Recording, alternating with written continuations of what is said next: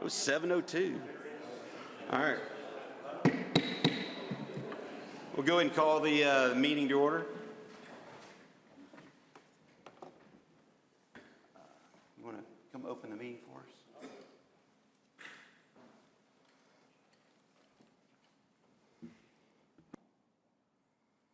Oh yes, oh yes, oh yes. The Sumner County Commission meeting is now open, pursuant to adjournment. God bless the commission, this country, and this county. Thank you. Mr. Hyde will lead us in the invocation tonight.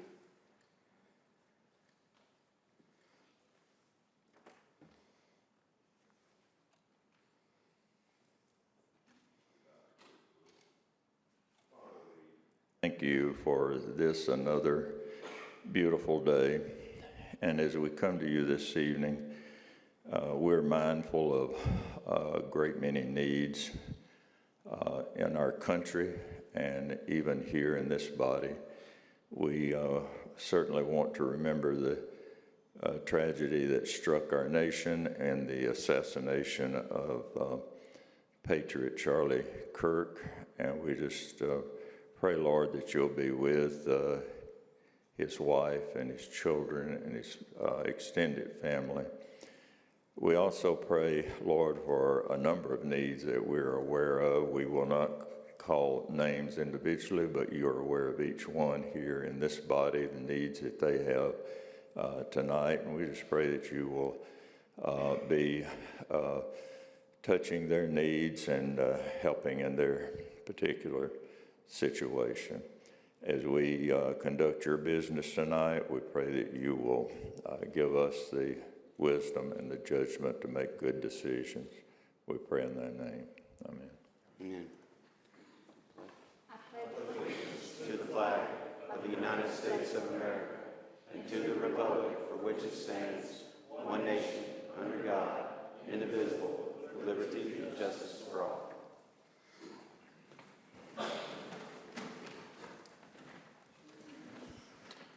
Okay, the clerk will now take the roll. Each commissioner record your presence.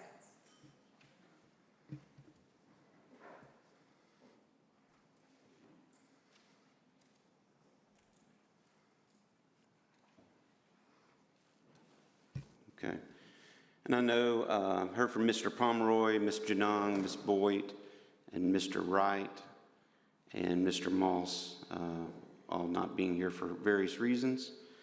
And also the county mayor planning to be here, but there was an urgent need for him to leave and go check on the medical status of someone here in the county. So he had to leave last minute type of thing, or he would definitely be here.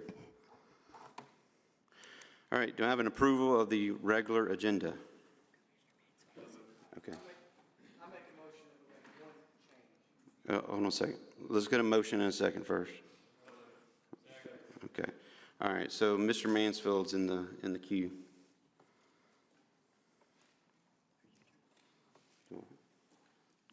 Go ahead. Or do I have to turn them on? Sorry. All right.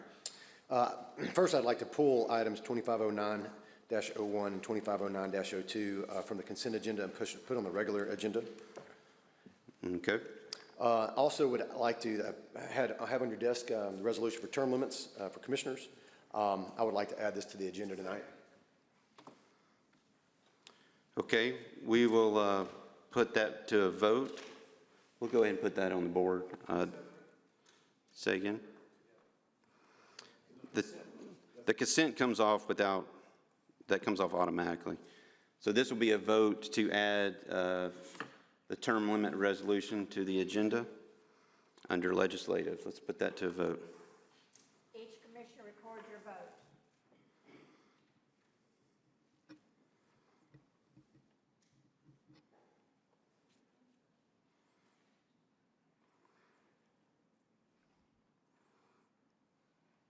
Okay, so that fails from lacking 13 votes.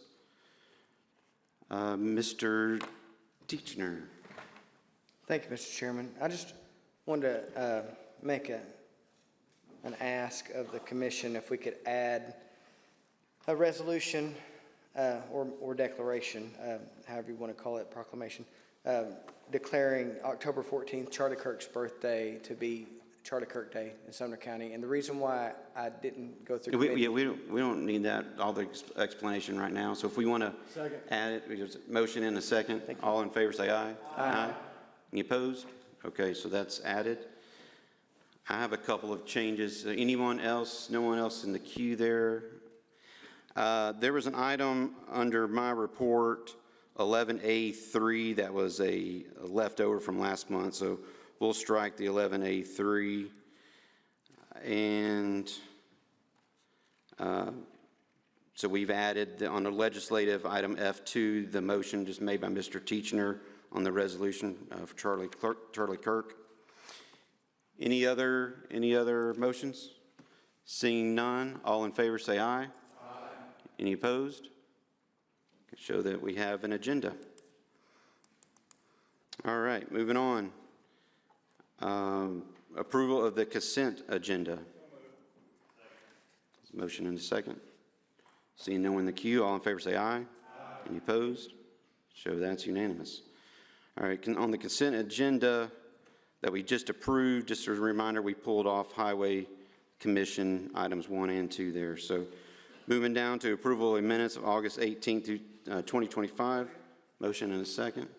No one in the queue. All in favor say aye. Aye. Any opposed? We have, we'll show Mr. Mansfield as a no vote for the minutes. Okay. Certificate of recognition. Again, the mayor was, yeah, I don't think we need a motion on this one, but the mayor is going to be here to present this. I've asked Mr. Hyde if he would be so kind to handle this in his stead. Put him on the spot. Is the mayor show up? No. Okay. Mr. Hyde, do you mind coming up? And well, General Whitley, do you mind coming up? You and your family, you can come up with you.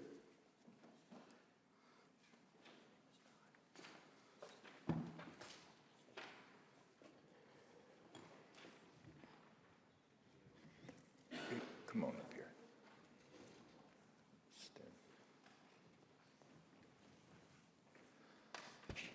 I really did not know that I'd have the privilege of doing this before just a few minutes ago, and the mayor was called away. But I had spoken to General Whitley a few minutes before and told him how much I appreciated his dedicated service to this county over the years, and really felt like that he was the glue that held many things together for our court system here in this county. And we appreciate the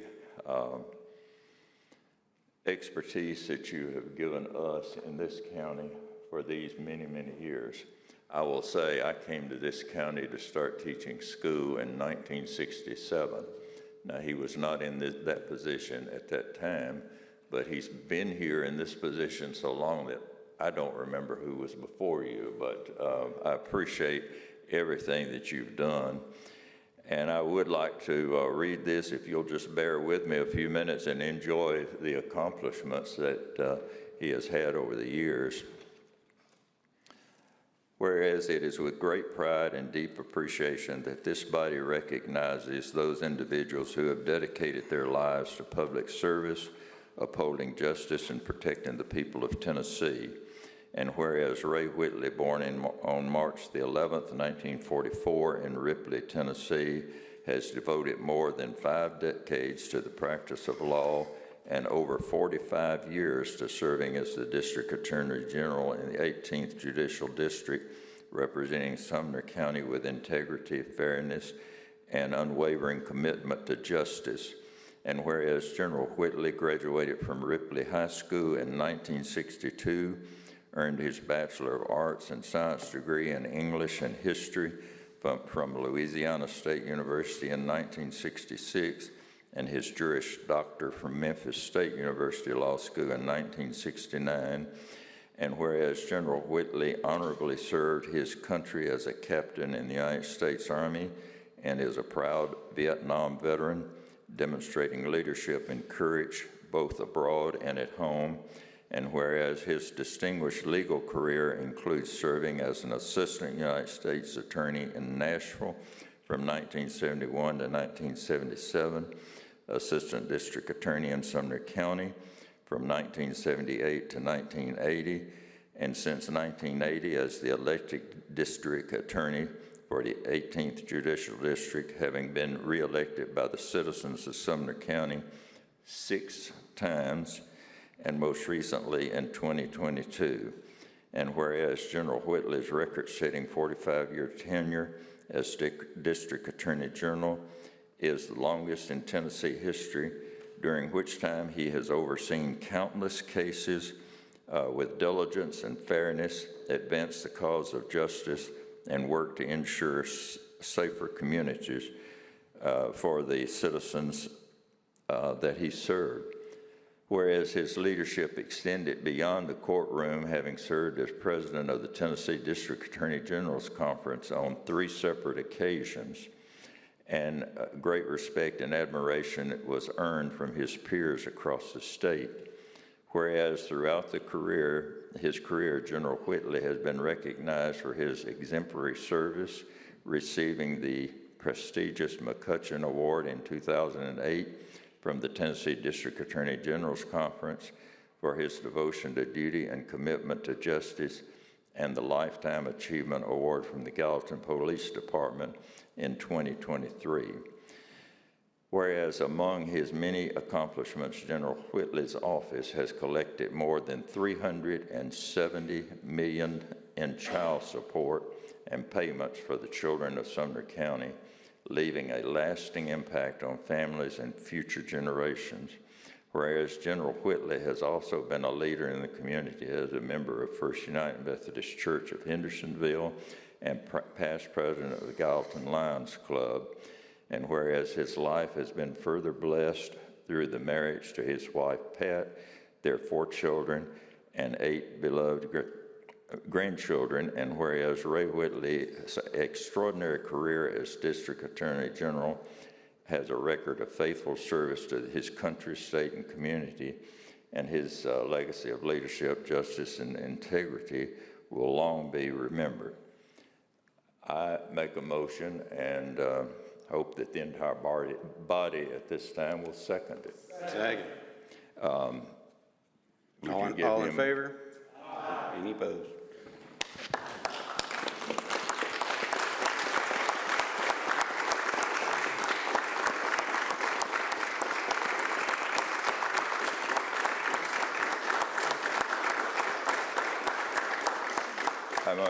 I'm going to give him an opportunity to speak here, but I do want to say, General Whitley, that we do greatly appreciate your service, your long service to this county, and what your tenure means to us as the citizens of Sumner County. Appreciate you very much. Thank you very much. And I know you couldn't have accomplished as much as you have without Pat by your side. So. Thank you. Would you like to say a few words, please? Thank you. I really appreciate this great honor. Appreciate the recognition that you've given me. It's been my great honor to be the district attorney for Sumner County for so many years. I couldn't have done it without plenty of help. We have wonderful law enforcement here in Sumner County. We have a good judicial system. I think it's the best judicial system in the state. And I've been privileged to serve the people of Tennessee, having been elected on 6 different elections. I have been deeply moved by the confidence that the people have extended to me over the years. I feel like that God is in control of my life. He has been from the very beginning, and I've tried to serve God honorably and treat everybody fairly and without regard to race, creed, color, wealth, or poverty. This great body here in Sumner County is doing a great job of leadership by passing laws and doing the things that the county needs to be done. I appreciate y'all's service, and it means a lot to me to be recognized here tonight.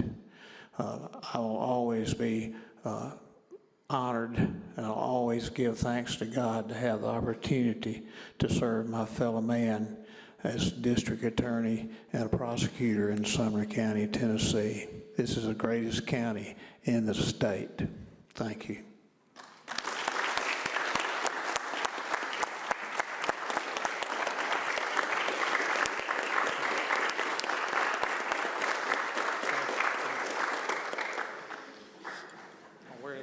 And thank you again. We can't say enough for your decades of service and leadership to our county. So thank you very much, and best of luck in your next chapter.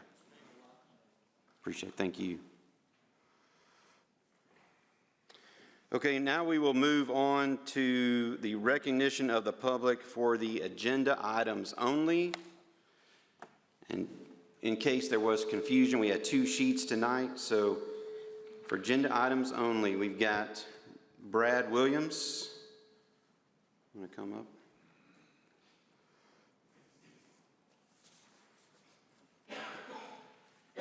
And just as a reminder, each speaker, you have up to 5 minutes on this portion. Please state your full name and address. Must be related to the agenda items. And I don't think we'll have any outburst or applause tonight, but if so, we'll address that when it happens. So go ahead, sir. You better cheer for me. My name is Brad Williams, address 1916 Highway 31W. I'm here to address the volunteer fire department and the fire tax. I just want to throw out a few numbers just real quick to remind you in case you didn't remember. Our current budget now for all the volunteer fire departments, 9 different departments, 13 stations, is $650,000 a year. That equals out to $3.24 per citizen in the entire county. When we asked for the raise this year that one of the commissioners here had asked for, that was $90,000 per station.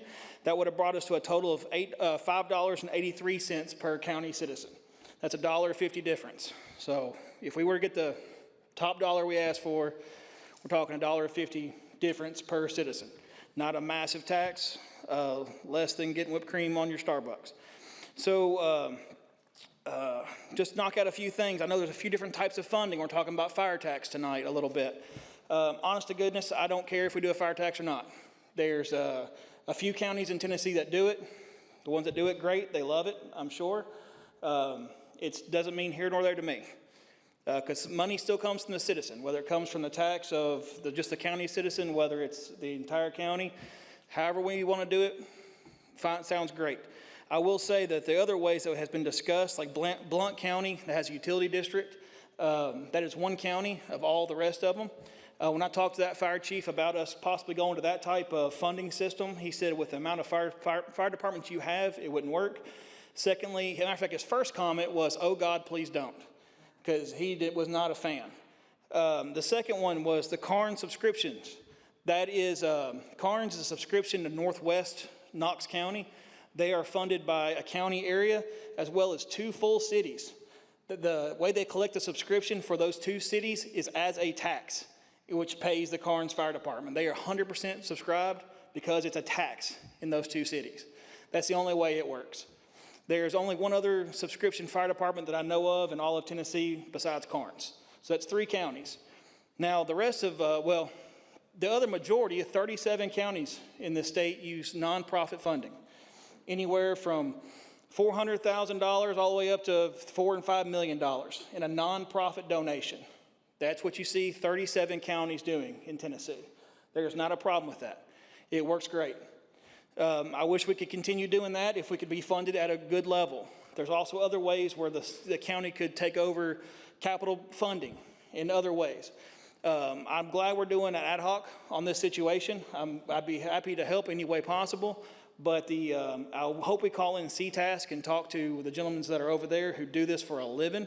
They have a great plan or ways to help us get funding as long as the county works with them. There's a lot of great information there, but we need to get on a plan of what's going to happen. If we do the fire tax, which I'm happy to do, if we do the fire tax, what happens? If we put it on the ballot in 2 years, what are we going to tell the citizens? Is this going to give us a full-time fire department? Are we still going to give the same $600,000 but pull it from a fire tax instead of through a nonprofit? Are we going to go a nonprofit donation still with using fire tax funds? Is it going to be a completely full-time fire department, part-time fire department, volunteer fire department with full-time people? No one knows. I know in the 3 years, 3 years I've been doing this so far with the county commission, we've had multiple chiefs meetings, and so far no one of the chiefs has got an official phone call from any of the county commissioners that said, hey, let's get together and talk about what we're going to do. We show up to budget meetings, we show up to whatever we can. We had an entire volunteer ad hoc meeting, and we never got a lot of participation from the county commissioners. I just think we need a plan of what we're going to do. I need to know what we're moving forward with. If anybody wants to join us for our next chiefs meeting, they can email me, let us know. I'll be happy to invite you. But if you tell the volunteer fire departments where you want us to go and how we're going to get there, we will go right with you. However you want to do it. We just need to know where we're progressing to. Volunteerism is dying. It's hard to get people to do this. You can't find people to do this for free because they're working 2 and 3 jobs just to keep their houses. I've been a firefighter now. I know I don't look it, but for 30 some odd years at this point. So I can tell you with experience, I've been paid, I've been volunteer. It's hard to find volunteers. Even I'm paying volunteers right now, $20 per call. Still hard to find them. So if we can get a plan of where we're going to go in the future, the volunteer fire departments will go with you. Just somebody tell us what we're doing, where you want us to go. What is our goal? What do you expect from us as a service? And let us know how to get there. Thank you. Thank you, sir. All right, next we have Ms. Charlena Allmiller.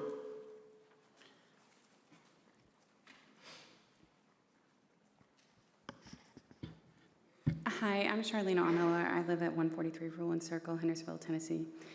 And I am here to speak about 3 items. First, I have a question about why we need an interim finance director at this time, especially since our current finance director is here and isn't retiring until November 1st. The 2012 Financial Management Act says in the absence of the finance director, the assistant finance director can take that role, and I absolutely agree that the person that's been considered the current assistant finance director would be a great fit for that role once it's empty, but it's not empty yet. So I'm just curious as to why we're considering paying 2 people to do the same job.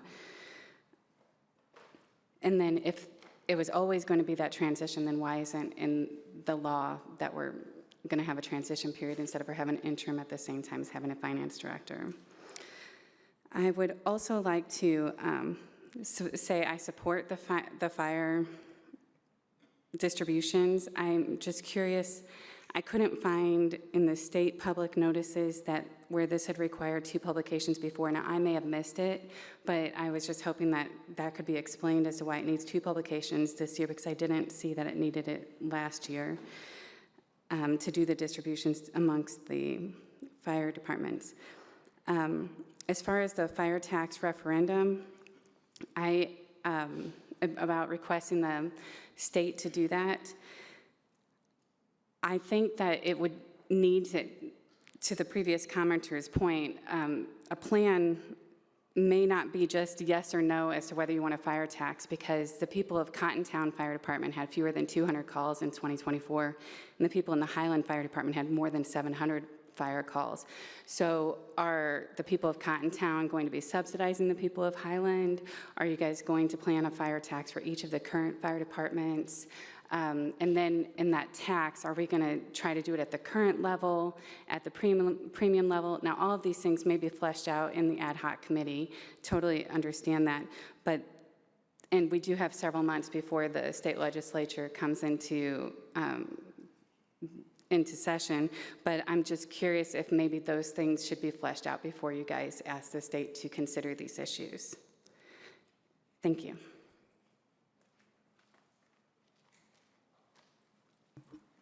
Okay, Mr. Mike McClard.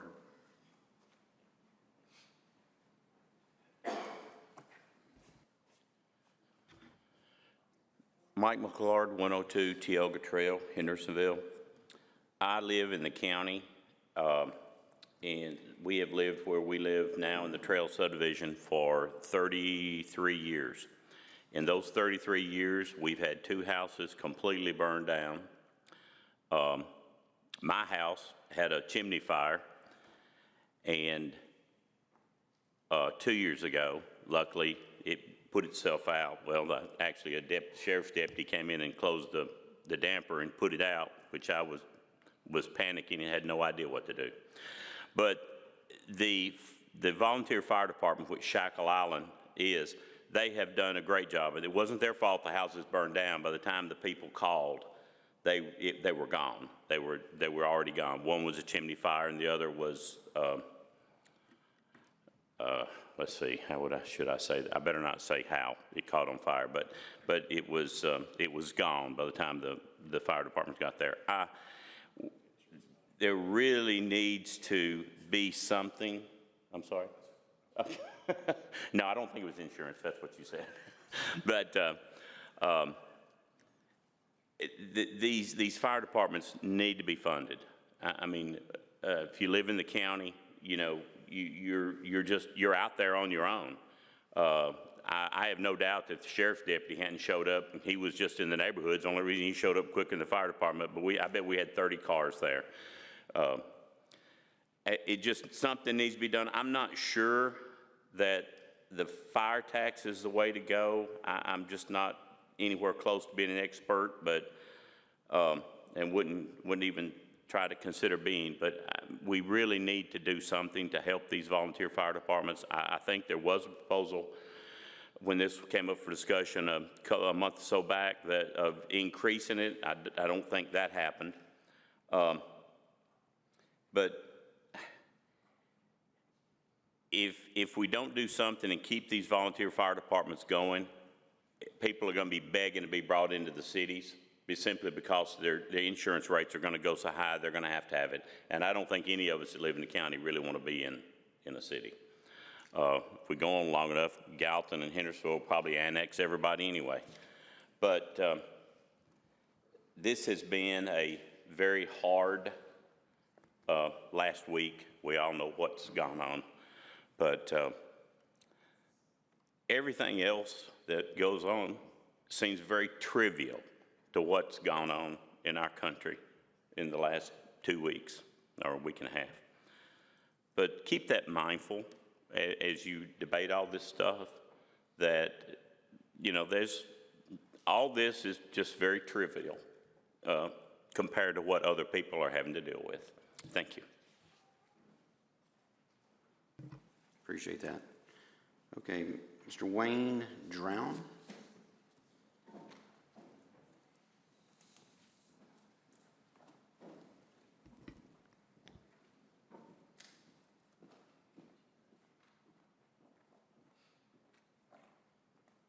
I'm Wayne Drown, 1120 North Corinth Road, Portland, Tennessee. I'm here to speak about the two items on the volunteer fire departments. I deal with the budget as far as the money, additional money for the fire departments. It's as Brad was saying, and I can just reemphasize it. I'm not going to go through. We've been up here several times, talked about the things we don't get done, maintenance on our trucks, service our trucks. We've got 25, 30-year-old or older trucks that we don't even have the money to keep them serviced properly and maintained. We don't have money to replace our personal protective equipment that allows us to get into the structures and get the fires put out when their service date goes out. The only reason Oak Grove currently has personal protective equipment is because we got a grant for you 5 years ago. And 5 years from now, we've got to replace that equipment, or that's the life of the equipment. And right now, the board doesn't have money to put back or start looking at where they're going to get the money to replace that equipment. This money here, the $337,000, $338,000, that just gets us the same budget we had last year. And we're underfunded. There's standards that say these different equipment we use to keep us alive, help us save lives. We can't service them like the standard calls for. We don't even come close. And last year, we got an increase that helped us move forward and not catch up, but at least do some of the service items that we've missed. And if we don't get this additional money, we're going to move backwards. And we need to continue moving forward till we get the fire departments funded properly. So I ask that y'all vote for that, because we desperately need that money. It would have been nice if it was the $90,000 per station that was recommended early in the budget process, but it's not. But definitely, we don't need to go backwards, get less money than we got last year. On the fire tax, again, to have suitable funding, there has to be some method for that, more than the donation. We're nonprofit, we're going to donate y'all some money every year, because we can't depend on what we're going to get. It can go up and down. The fire tax isn't going to be that way. It's going to have some increases in it as time comes along. I lived in Bradley County for 16 years, long before they got the fire department there, and the fire service there was not adequate. Matter of fact, before I left there, we were talking, the volunteers was already trying to talk to the commissioners about getting some type of improvement in the fire protection. And it was 17 years after that talking started that they finally got it in place for the fire tax. Hopefully we're not looking at that, because there'll be something force it on the county before then, due to the lack of the fire departments not being able to provide the service that the citizens want. And as Brad said, according to how much it is, it's right now very little money coming from each individual citizen. It doesn't have to, it can, as long as we get a plan, and we've got to get a tax through, be able to tell people, what are we going to get for that money? Are we going to, is our ISO rating, which is what insurance companies base our rates on, going to go down? They can, they will, if we get adequate funding. But if they don't, then people's going to pay more money for insurance and not get the service. So hopefully you'll vote for both of them. Thank you.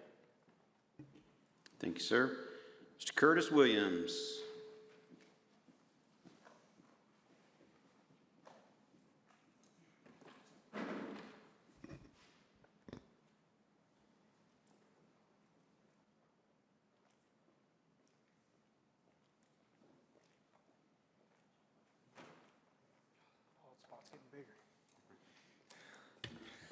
Hello, my name is Curtis Williams, 1027 Jackson Heights. I am here again for the volunteer fire departments. Just as a reminder, I am not a member of a fire department, have not been for 12 years. I do not speak for the volunteer fire departments.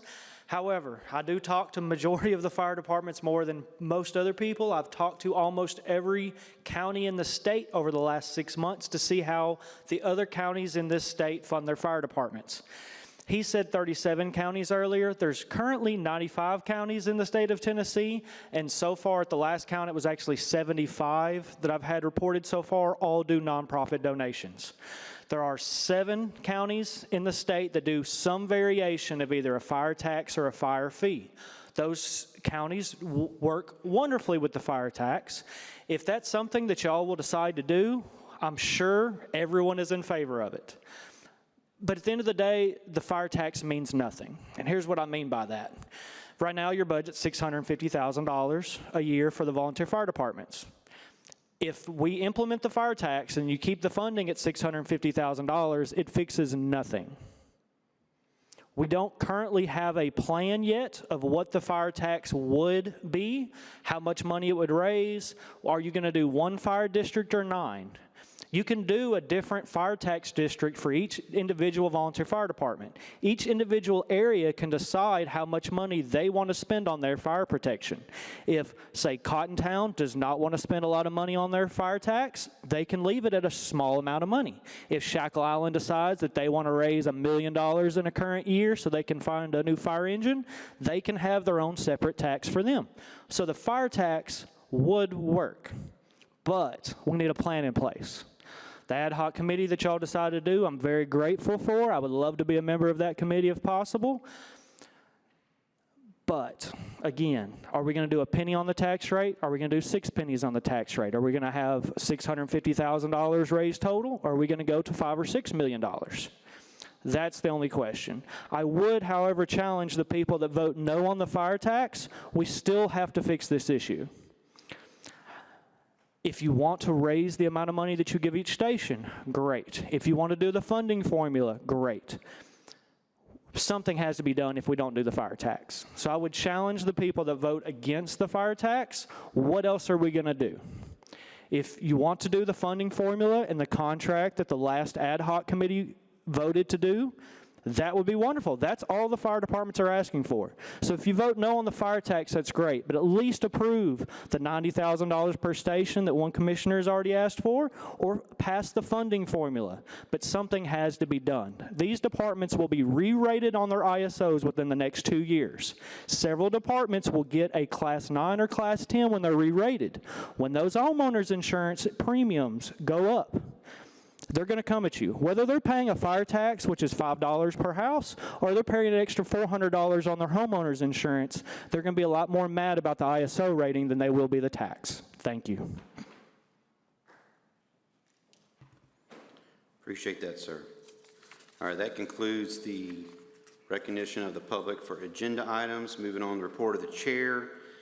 I wanted to, start and just thank you all for the confidence you placed in me as chair. I've put my name up for chairman several times over the years, and as the old saying goes, the 8th time is the charm. So, but in all seriousness, though, it truly is an honor to serve as chairman of the commission. My commitment to you is simple.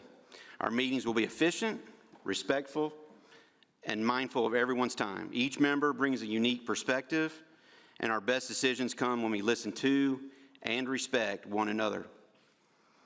While I aim to ensure everyone has the opportunity to be heard, if I feel that discussion starts repeating itself, points have already been made, I may highlight that redundancy and ask whether the body is ready to move forward.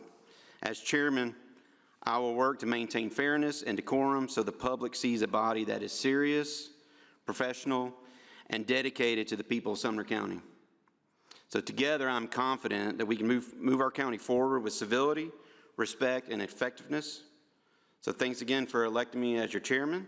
I'm extremely excited, and I look forward to the year ahead of us. So now let's get on with the business. Laying on your desk, there is a American Legion event on Saturday, October the 11th. You can see about that and share that with whomever you would so desire. Veteran service reports are attached, as is the financial statement memo. As a reminder, the proclamation, item number 3 has been removed. And I do want to go ahead and mention the very last item on the agenda before the adjournment is just commissioner announcements. That's just there if you have something in your district. I sent out an email so you know it's an event or something in your district you want just a brief little comment about before we wrap up. So with that being said, we'll move on. Report of county officials. So the written reports are filed. So we'll move on. Is there a motion for notaries? Second? All right, let's put that on the board. Each commissioner record your vote.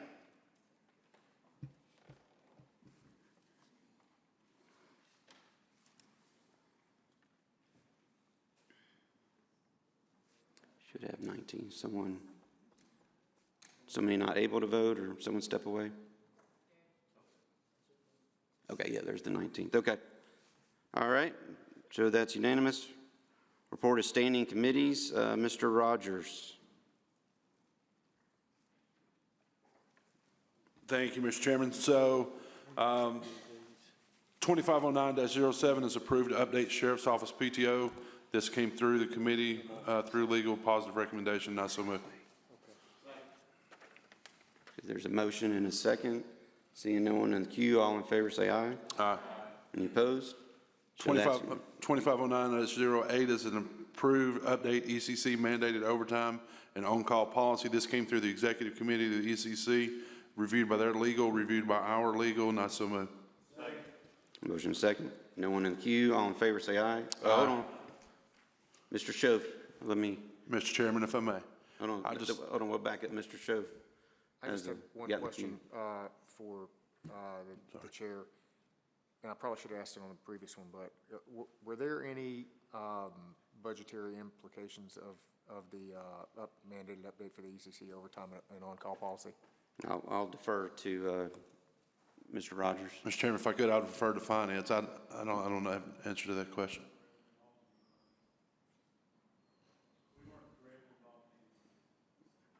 Okay. So your microphone's not on. Finance director saying he wasn't directly involved in. And they went directly through the committees. And I would say the sheriff's one actually has an effective date of May 1st. That's my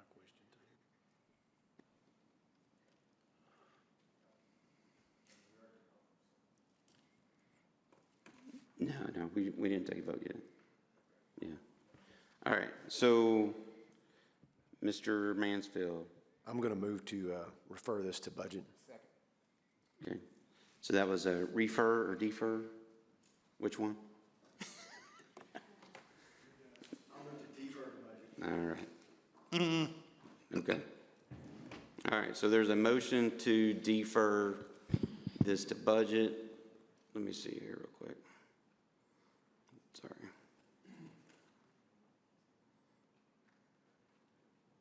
Okay, defer is debatable, so here we go. Anybody like to speak on that? Mr. Jones. Thank you, Mr. Chairman. I just had a question for the maker of the motion. Is this just to give it time to see if we can afford to do this? Yeah, just I'll go ahead and allow you to speak here, Mr. Mansfield. Sorry, Mr. That's fine. Can you? Yes. Yes. Thank you. All right, Mr. Teachner. Thank you, Mr. Chairman. Just while we're on this, if we're doing the same thing, I just make a motion we reconsider the other one and send them both to the same. And this was on the second one. So there's a motion and a second to reconsider item 2509-07.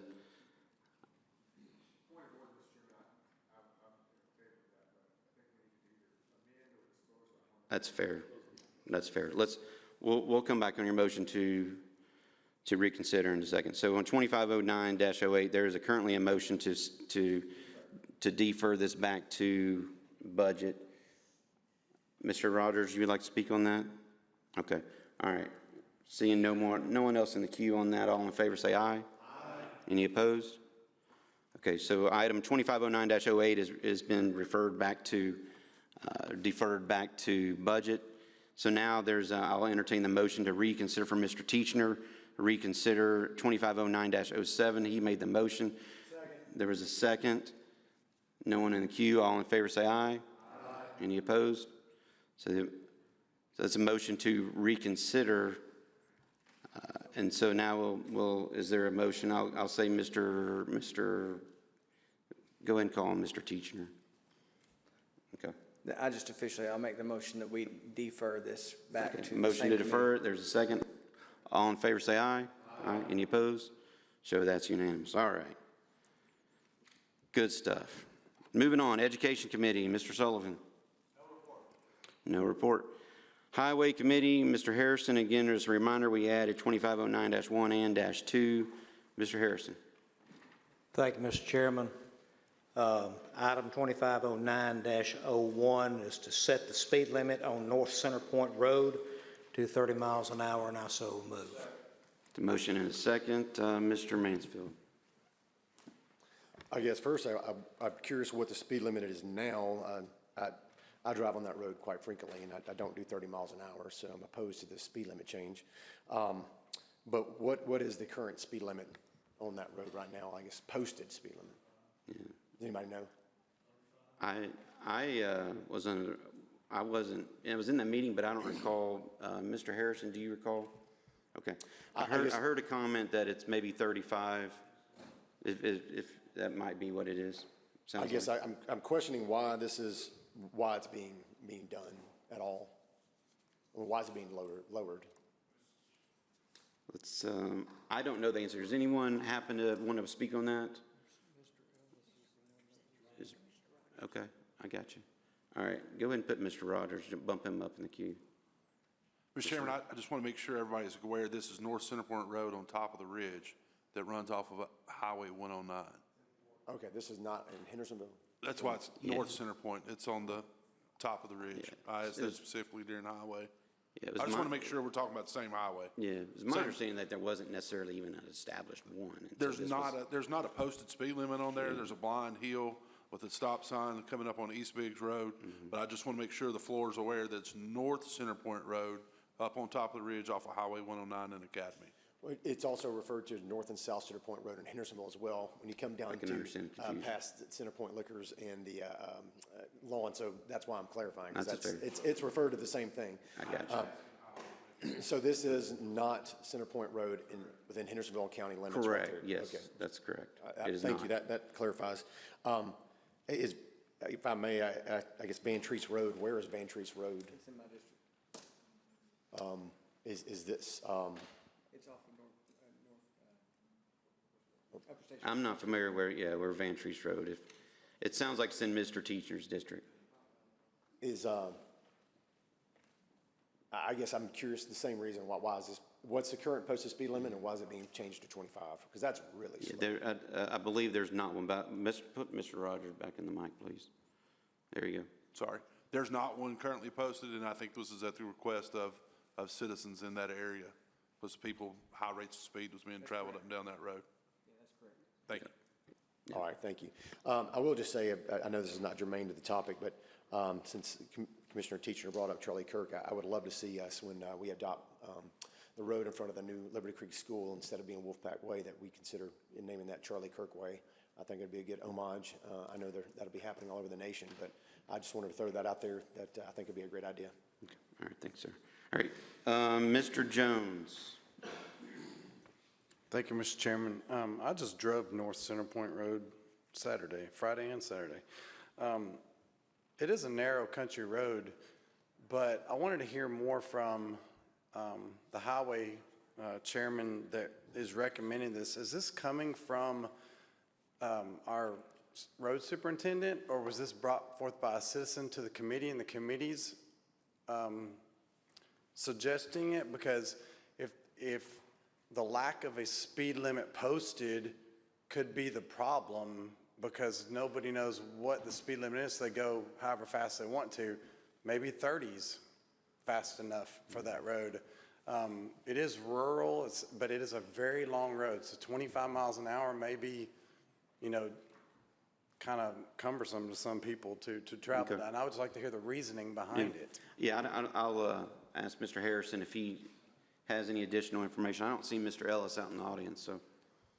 Mr. Chairman, Toby Ellis is our road superintendent, and he does a fantastic job, and I would defer to his judgment on this. I have absolutely no idea why, but I would defer to his judgment on it, and that's all I've got. Suggestion? Yes. That was my question. Yes. Okay, thank you. Mr. Mansfield? I'll just comment, there was a road in Goodlettsville where they changed it. It was 30, and they changed it to 20 for a very long stretch. And I called the city manager in the city. He's like, this is ridiculous. I mean, I understand it's because they built a paint store coming in on a corner, basically of Highway 31 and where this was. And they agreed, because it was almost like a quarter of a mile being 20 miles an hour on a road that double lined. I mean, it was ridiculous. So they changed it and moved it up substantially closer to this thing. So I know we appreciate all the workers that do good work, but it's not to say we can't make mistakes in government. So I think 30's too low. I won't be supporting a 30-mile-per-hour speed limit, especially if it's not posted. I would recommend that we post a speed limit sign that says 35 and see what happens personally, but on any road. But I would just want to make that note that those things can be corrected. Okay. Mr. Rogers? I'll withdraw. All right. No one else in the queue? Let's put this to the vote, please. So it's 2509-1. Each commissioner record your vote.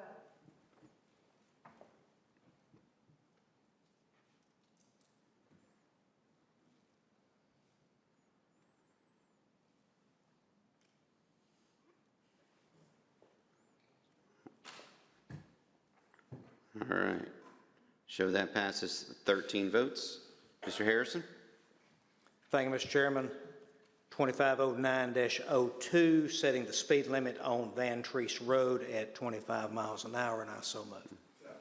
It's a motion and a second. No one in the queue. All in favor say, oh, Mr. Schoaf, you got to be quicker for me. Sorry. I was just going to say I supported the previous one. I don't know that I would support this one. The reason I support the previous one is that we had a very good explanation for where it was, why it was, who was asking for it. I'm not saying I wouldn't support this in the future, but we didn't get quite as strong of an answer. I'm not saying there's anybody's point on it when requested about the 25 miles an hour. So I would like to move to defer this just to the next commission meeting so that, Mr. Ellis or somebody else could comment on it. So there's a motion to defer, and there's a second. Mr. Rogers, you want to speak on that motion? It's going to, not on the motion to defer, but, well, yeah, I will. We've heard from myself and another commissioner whose district it lies in. This was brought forth by citizens, so, I mean, it should be supported and should go on through. All right, thanks, sir. Okay. All right, seeing Mr. Schoaf. I'm going to remove my, sometimes you change people. So the gentleman behind me, it lives right around there and says that 25 is appropriate and that if we don't do anything that it's 55. Sometimes you react to new information. So I'm going to withdraw my motion. Okay, so that motion to defer has been withdrawn. Unfortunately, we got a couple more people. Mr. Brown. I'm just wondering which Van Treese this is, Cottontown or Gallatin? Road is Cottontown, Lane is Gallatin. Says road on both. So it's Cottontown. Okay. All right, thanks, sir. Mr. Teachner. Yes, sir, I just wanted to say I spoke with citizens and they said they all support this, the ones I spoke to. So just FYI. Thank you, sir. Mr. Jones.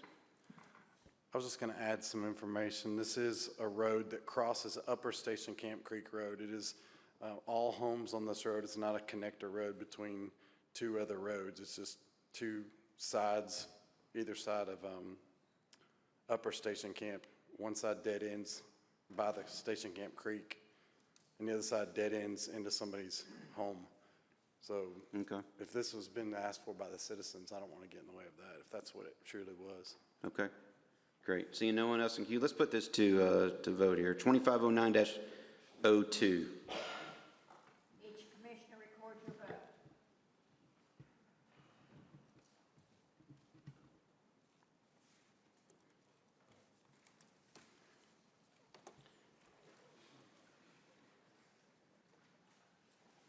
All right, so that's unanimous. Mr. Harrison, anything else? No, sir. All right, General Ops, Mr. Harris. No report. Committee on Committees, Ms. Bergdorf.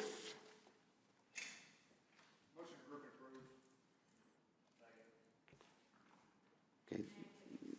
Yes, ma'am. There is a motion to group and approve E1 through 4, but Ms. Bergdorf? Yes, and I'm sorry that I did not catch this, but number 3, Tourism Board, David Staples, Kevin Blankenship, and Kathy Boslett should be 2-year terms. Which ones are 2 years? The David Staples, Kevin Blankenship, and Kathy Boslett. Okay. That resolution was changed, excuse me, in 2023. Okay. All right. So item 3, we've changed David Staples, Kevin Blankenship, Kathy Boslett to 2-year terms instead of 3. The motion to group and approve was as amended. Any other? Looks like Mr. Mansfield's in the queue. Thank you.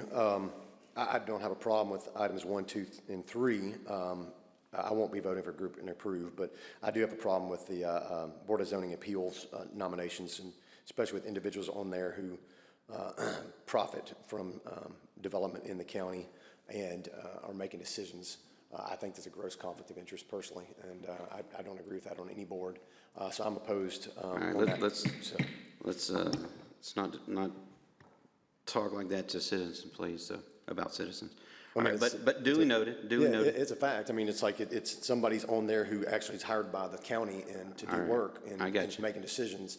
So I think that's wrong and a gross conflict of interest. Okay.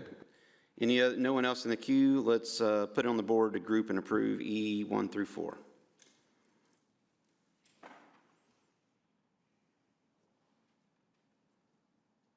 Each commissioner records your vote.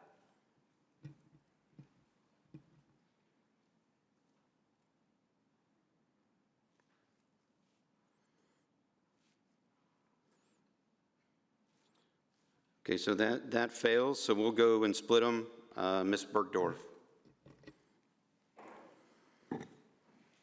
Highway Commission, Don Schmidt, 1-year term, positive recommendation. Second. So there's a motion and a second. All in favor say aye. Aye. Any opposed? So that's unanimous. Ms. Bergdorf. Education Committee, Darrell Rogers, 1-year term, positive recommendation. There's a motion and a second. No one in the queue. All in favor say aye. Any opposed? So that's unanimous. Ms. Bergdorf. Tourism Board, David Staples, 2-year term, positive recommendation. Kristen Hope, 1-year term, positive recommendation. Kevin Blankenship, 3-year term, positive recommendation. 2. Sorry, I just had them circled. Yes, the citizens are 2-year terms, and Kathy Boslett, 2-year term, positive recommendation. And Kristen Hope is a citizen, but she is the chairman, Chamber of Commerce. So that's a 1-year. Chamber of Commerce from Portland. All right, so there's a motion by Ms. Bergdorf to group and approve these 4 on item number 3. There's a second. No one in queue. All in favor say aye. Any opposed? So that's unanimous. Ms. Bergdorf. Board of Zoning Appeals, Brees Rainey, 5-year term, positive recommendation. Jim Harrison, 5-year term, positive recommendation. I might recommend to do these separately just to speed us through here. So if you don't mind, you want to, is that a motion for Bruce Rainey?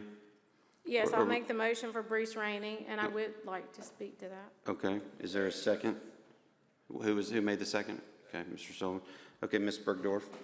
I served on Board of Zoning Appeals with Brees Rainey, and I'll admit that when I started, I wondered if there could be conflicts with his business. He is a surveyor.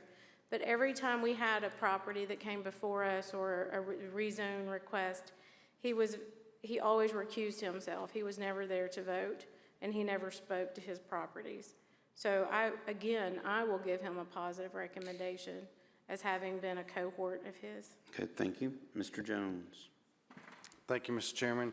I just had a concern about what one of the previous commissioners said about the possibility of conflict of interest, and I want to be informed on my vote. Was that the person that we were concerned about having a possible conflict of interest, and can I hear what that is specifically, or was the second person, don't want to call them by name, were they the conflict of interest, or is there both a conflict of interest? Can I hear about what this possible conflict of interest is so that I can vote? Yeah, if Mr. Mansfield wants to get in the queue, he's more than welcome to explain. Thank you, Mr. There he is. Yeah, it's the fact that it's the fox guarding the hen house, in my opinion. You're approving zonings when this county is continually raising taxes and wanting taxes for everything because of growth. I think, real quick, I think the question on this one was, is it one or both of these that you had concerns about? I have concerns about both of them. Or the possible conflict? Yeah, right, to me, carry there's on. conflict of interest because of growth and because of the fields that they're employed by, and making decisions that affect those respective fields directly in the building and construction industry. Okay. So, thank you, sir. Something to say, can I keep? Yes. Thank you. I know that Mr. Rainey was involved in the previous construction of the Hollows project back in the 90s, and now he's also fixing some of the problems. I don't know the details, who was to blame, who was responsible, but I can see where that can possibly look like a conflict of interest. I'm not saying that it is because I don't know enough about it, but that's what you set yourself up for when you're in that business, but also serving on boards that approve projects. So it does concern me. I would like to know more about it, and I can't believe we don't have anybody else that could serve on a board to avoid that look. I think, sir, Mr., you beat me. Commissioner Schoaf. I was just going to move to defer this for, a lot of times we've had folks come to speak. I would actually, I move to group and approve. Typically, I think that, I'm sure these individuals would do a fine job. I'm sure they would do a fine job. I think this commission would probably be more comfortable, potentially, if folks would speak or be willing to. So I would like to move. I'd like to see a lot of people vote for these folks, and I'd like to move to defer this for 1 month. There's a motion to defer this for 1 month. Is your motion to defer? Actually, I'll just move to defer both of them for 1 month. So the motion is to defer both candidates here. Is this, whoever made the second, you're okay with that? Okay, Mr. Nguyen, would you like to speak on that motion? Okay. Go ahead. Yeah. Thank you, Mr. Chairman. Just a general question. I think it's just a point of really clarification. So you've got the Board of Zoning and Appeals, and you've also got the Planning Commission. I think it'd be helpful if we can delineate between the two. We hear about concerns over, development. I feel like that really goes through more of our Planning Commission as opposed to our BZA, which is, I think they handle more individualized homeowner type things. They want to, regulatory stuff and compliance. I'd like to hear some more information just to get a clearer picture and definition of what the responsibility is of the BZA and their focus and who they're typically interacting with. Okay. Does anyone want to speak to Mr. Nguyen's comments there? Okay. Yeah, so, yeah, that's true. Yeah, the law director reminded me that Mr. Sudeth submitted his letter of resignation effective 2 weeks. He will definitely be missed. Okay, so no one else in the queue on the motion to defer, so we'll go ahead and put that on the board. Motion to defer both candidates.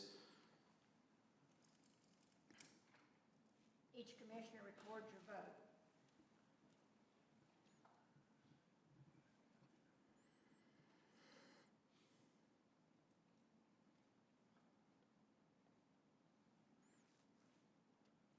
Okay, so motion to defer fails.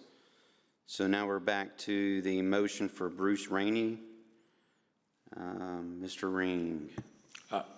Question, I know the answer to part of it, but I think I know the answer to both of them. But just to clarify, these are both being reappointed, is that correct? Yes. Okay, thank you. You're welcome. No one else in the queue. Let's go ahead and put this one to vote. This is on Bruce Rainey, 5-year term reappointment. Each commissioner records your vote.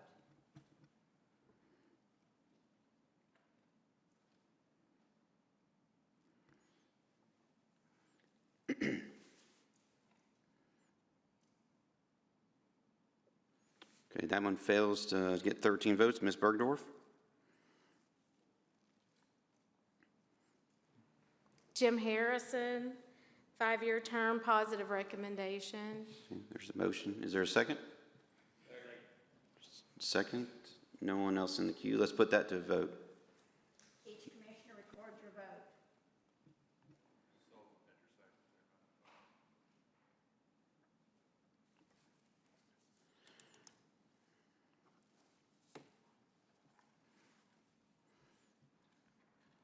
All right. That also fails to get 13 votes, so we will readdress that next month. Ms. Bergdorf, anything else from you, ma'am? Seeing none. Legislative, moving on, Mr. Harrison. Thank you, Mr. Chairman. Item 2509-09, a request to the state of Tennessee for a private act on a fire tax referendum. Here's a motion and a second. There is no motion. Oh, there is no, okay, so there is no motion. Is there a motion? Motion by Mr. Schoaf, is there a second? Second by Mr. Nguyen. Seeing no one in the queue, well, okay, now. Mr. Schoaf? I'm talking a lot today, but I am going to speak to this one briefly. I don't believe, I want to be super clear here that this is step one of a 10-step process. So this is petitioning the state to allow us to put something onto a referendum. That's all this is. This isn't a vote to put it to a referendum. This isn't a vote to put a tax anywhere. This is not a vote to make any change to any operation that we are currently doing. This is not a vote to change funding for how much we are providing currently. This is just a vote to ask the state to let us get the citizens' opinion of what they would like. And I want to give a little more context if you'll give me just a bit of time here. Okay. I want to address some of the concerns that had come up earlier that we don't have, that we're light on details. We're absolutely light on details. And again, we're at step one. We have, in addition to doing this, we appointed a board, or I guess our Health and Emergency Services Committee is in the process of putting together a board to study exactly what it would cost, what the scope would be, what this would look like. And I'm assuming there will be several different options that run the spectrum, some of which we probably heard from some of the speakers today will look very similar to what they had said, from a light model all the way up to a really heavy model. Those are being studied. We're not there yet at all. We are just asking for permission to put this onto a ballot. So I want to make one more note. You will note that I voted earlier today to put onto the ballot or to consider a request onto the ballot for term limits. So I'm being consistent here. I don't think that we should ever be concerned about asking citizens what they want. If that means something that we believe it's very, very, very popular, which I know that we all believe that term limits are very popular. We've heard it said 90% of the time, and there are good arguments against it, but I'm happy to ask the citizens, hey, this is what we want to do. But I also think we should be willing to ask them stuff that is a little more controversial, right? Like I will tell you that representing the 22nd district, which is almost entirely in the city, I am uncomfortable making a call on something like this for areas that are outside of my district. I represent my own district, right? So I want to understand what the people out there want. And that's what the purpose of this is. So I would challenge anybody who is for listening to the citizens on the one. I think we should be for listening to the citizens on this one, and I'll shut up now. Thank you for that. All right. Mr. Mansfield. I have a problem when the only solution that this county government has for anything is just to always raise taxes. And that just seems what we get into. My constituents, over half of my district is rural. Previous district, when it was larger, was District 11. 3/4 of it was rural. My constituents and previous constituents do not want a fire tax. I know that. I've spoken to a lot of people about this for the past 7.5 years. It's come up a lot. There was actually a previous county commissioner from the previous commission that had stated literally that CTAS is a huge proponent of fire tax districts. They love it. But CTAS is a government agency funded by tax dollars that loves anything that's going to raise taxes, in my opinion. So, and one of the things that this commissioner said was that with CTAS being a proponent of these districts and talking with other county representatives, that most agreed, and this is like 5 years ago, 6 years ago, that it would generate enormous pushback from county residents. And I believe that to be true, but the difference between this, in my opinion, and say a referendum and asking opinion is this is something that can be manipulated and to basically give somebody, if you don't do this, somebody's going to die. And that's what we hear pretty much all the time. And I'm a little bit harsh and hyperbolic here, but that's the reality. I mean, term limits is a different thing as far as like going to, let's send it to referendum, great. I'm fearful of the manipulation of the public that would come and not be straightforward about what this would encompass or entail. I'm a proponent. I'm the commissioner that made the recommendation for the $90,000, and I know it's not germane to do it now, but I'm going to be doing it here in a little bit. But I'm definitely against fire taxes and charging for that service, because what you're going to have is you're going to start increasing that service. It's going to be continually growing and exponentially, and you're going to have more apparatus, there's going to need to be a quality amongst all the stations and all the departments. I was told by a previous commissioner that was in law enforcement that they would have to be equal by law eventually. I'm not sure if that's accurate or not, so I can't say that with authority. But I can see where that would be the sentiment of one the same as the other. You look at our EMS, it used to be volunteer. Now it's a $17 million a year budget, which is subsidized about 30–40% with private money, about 65, almost 70% with taxpayer dollars. So that's not even a fair comparison entirely.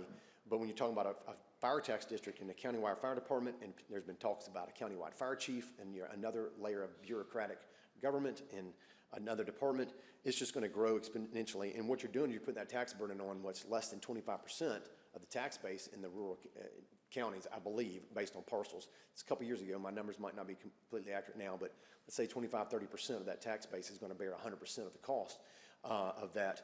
And no telling what it would go to. It might start out small, it might seem like a great idea, but I think there's going to be more of a demand for equal access. I'm just not a proponent of it because my constituents aren't, but I am a proponent of increasing funding in a different way, and I look forward to addressing that a little later in the meeting, but I'm voting no on this. All right, thanks, sir. Mr. Ring. Thank you. My district is 100% in the city of Gallatin. I have expressed concerns throughout the years for city residents paying more and more and more for county fire protection, even though we're also paying for city fire protection. I think the fire departments should get more money. Unfortunately, the way things have been told to us over the years by CTAS and other authorities is that if the county gives them too much money or a certain amount of money, then the city residents could sue because they're saying we're paying for services that we don't get. And that's true. City residents are paying for services that they don't get. Now, there are schools and other county buildings and things like that in the county, and I think we need to protect them. And I think we need more money for the fire protection for the county, and I believe this is a step in the right direction. Thank you. Thanks, sir. Mr. Schmidt. Yes, sir. So last Monday, I went to some of these committee meetings just to was generally there for the Committee on Committees, but did come and listen to legislative. I'm not going to go through all this because some of the similar concerns were brought up by some citizens earlier, but a citizen had stepped up on comments and said, mentioned what if it fails? Another one, he said, what fire protection can the residents expect then if it fails? Will the county continue to fund fire protection at the current level, decreasing the funding altogether? If funding is cut altogether, what is the plan for fire departments to start to shut down? Then he said, well, what if it passes? How is it going to be funded? The thing I have with, there's a proposal about a fire tax. And I know this is probably not a great comparison, but when the city of Hendersonville put a referendum for a sales tax increase, and increase the sales tax, we knew the dollar amount. My concern with this is we don't know how much we're talking with this fire tax. The other thing, in my district, I do have quite a bit of residents outside of city limits, but about a quarter of a mile from where I live, there's developments that are in the county and out of city limits. They are under a mutual aid agreement right now with the city of Hendersonville. So what I would like to see before we do anything is get this ad hoc committee set up and have some of our volunteer fire chiefs, whoever from the volunteer fire departments, join this ad hoc committee with the mayor and whoever else we need to put on there and get their input on what they would like to see, the pros and cons of each, when we have more time and not, during a 5-minute public comments. So right now, I can't support this. I want to see what our options are. I want to be able to tell the citizens that, we've exhausted every idea and option, and this is where we're at. Are you making a motion to defer, or are you just making a No, statement? I'm just Okay. sharing some information. Okay. I'm just letting you know, I'm not going to be for this. Okay, thank you very much. Mr. Brown? I do live in the county. I pay my membership fee to Shackle Island. I'm happy with that arrangement. However, as the previous commissioner stated, there's a lot of unknowns here. I don't want a lot of bureaucracy developed around something like this, especially when it's a tax. Taxes always seem to go up. They never go down. And if we can find some other means of funding this, it would be a whole lot better than a tax that we know will never go down. Thank you. Just one correction, we actually voted to lower our taxes a couple years ago, so, but no, point well taken. All right, Mr. Teachner. Yes, sir. I agree with the sentiment. I won't say any of the things that have been said before, but the biggest worry is whenever the majority of the folks who spoke are volunteer firemen. And I love our volunteer firemen, but that makes me worry that the citizens are not as interested in this issue of a fire tax. That seems like a red flag to me, and so I'll be voting against this, I believe. And I just wanted to just make that statement. I very much appreciate what they do, very much, but I want to make sure that the citizens are getting what they're asking for more than anything. Okay, thanks, sir. Mr. Klein. Thank you, Mr. Chairman. My district is 100% unincorporated county. And I know from conversations I've had with many that they're not in favor of this. I sense that the fire chiefs or the fire representatives that spoke are not 100% on board with the fire tax. And although I appreciate the sentiments of Commission District 22's representative, I think we still have time, if it needed to go to referendum, if we do this ad hoc, and I would be totally in favor of being a part of it. I am going to take the one chief up on meeting with the chiefs next meeting and see where they're at with everything. I think we could always bring the referendum forward since it's a ways off anyway. We may be able to solve this problem, and I do know that what the commissioner from the 16th district had said about these things become monsters and grow like EMS has.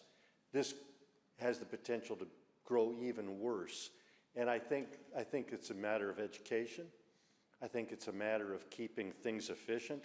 And I think the chiefs have good ideas. The ones I've spoken to in the unincorporated county at the volunteer fire departments have really good ideas. And I think we have a meshing of the minds with the county commission and them. I think we'd be in great shape. So I'm going to vote against it. Thank you. Thank you, sir. Mr. Rogers. Well, that's a lot to follow. Just to say that I think that if probably more citizens would be behind it if they knew what we were doing. And I think that's where the commissioner comes in earlier and says this is just the first step. We've got to start somewhere. And once we pull everything together and we start making the plans and we start educating, which is what the last commissioner spoke of, we start educating the public of what we're trying to do and what our intent is, there'll probably be more buy-in with the public. But this is our first step to start the first step. So I'll be in support of this. Yeah, and to that point, I want to make sure it's clear. It's my understanding the process of this, I think Mr. Schoaf even mentioned the first of, he may have said 10 steps, but if we pass this tonight, this is not the step that says it's going to be going on a referendum. This is, hey, let's down the road, whenever that we get to that, whatever step that is, that point in time down the road, we can make that decision. But just wanted to make sure that was clear. Also, Mr. Chairman, if I may, since my light's still on, I'll take advantage of it. This is just to give us permission, basically, to act, as you said, later down the road. So it may be 4 years before we're ready to roll this out.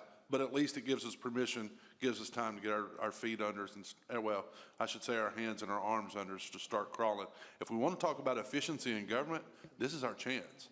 This is our chance to get things moving, and if we decide it's not something that we want to do, then we say, okay, it's too much red tape, we don't want it. But I think, first of all, we have to at least get the horse hooked up to the cart and get it moving. Thanks, sir. All right, Mr. Schoaf. I want to make a smart comment. I find it, if people are saying, hey, I want to do what the citizens want to do, but I don't want to hear from them, you know what I mean? That seems silly to me. Anyway. All right, Mr. Ring. Just two quick comments. One is, I've got several friends who are involved in volunteer fire departments, either have been or even are currently chief, and one who's currently a chief is very much in favor of this after I've been in contact with him.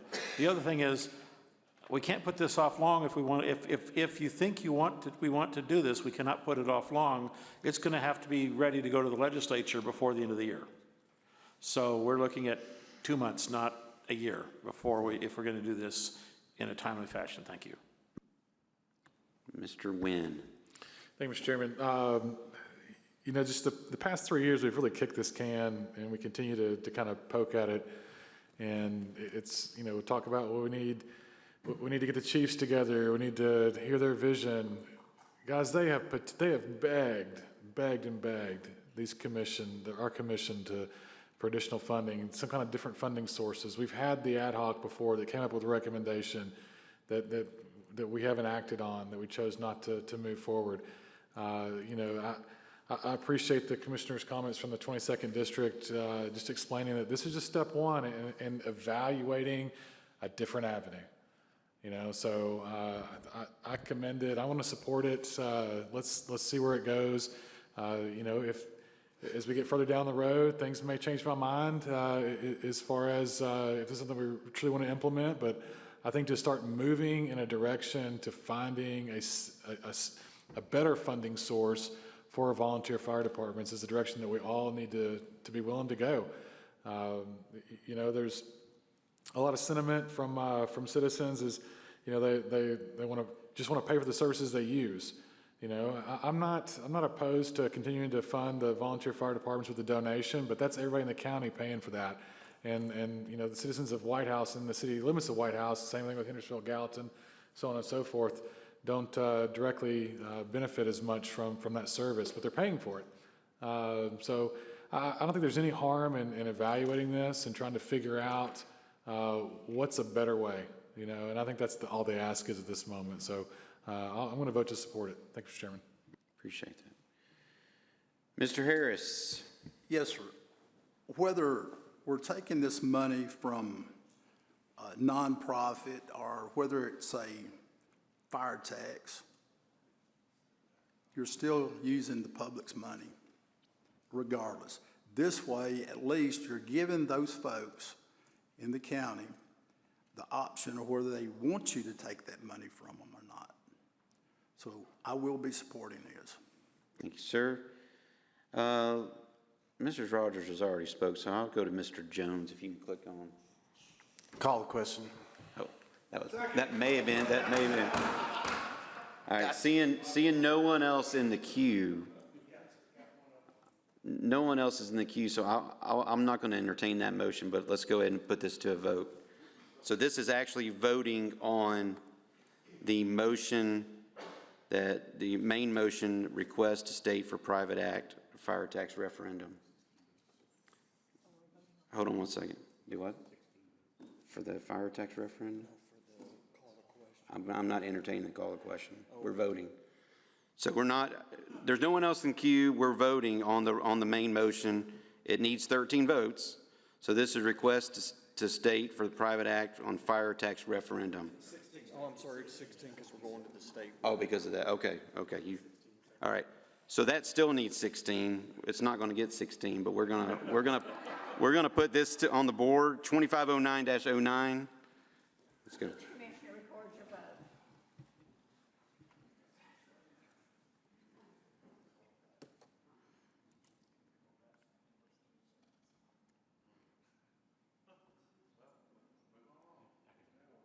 Yeah. We knew that a while ago. All right. Mr. Harrison, the resolution that Mr. Teacher requested to add for a resolution for Mr. Charlie Kirk. Thank you, Mr. Chairman.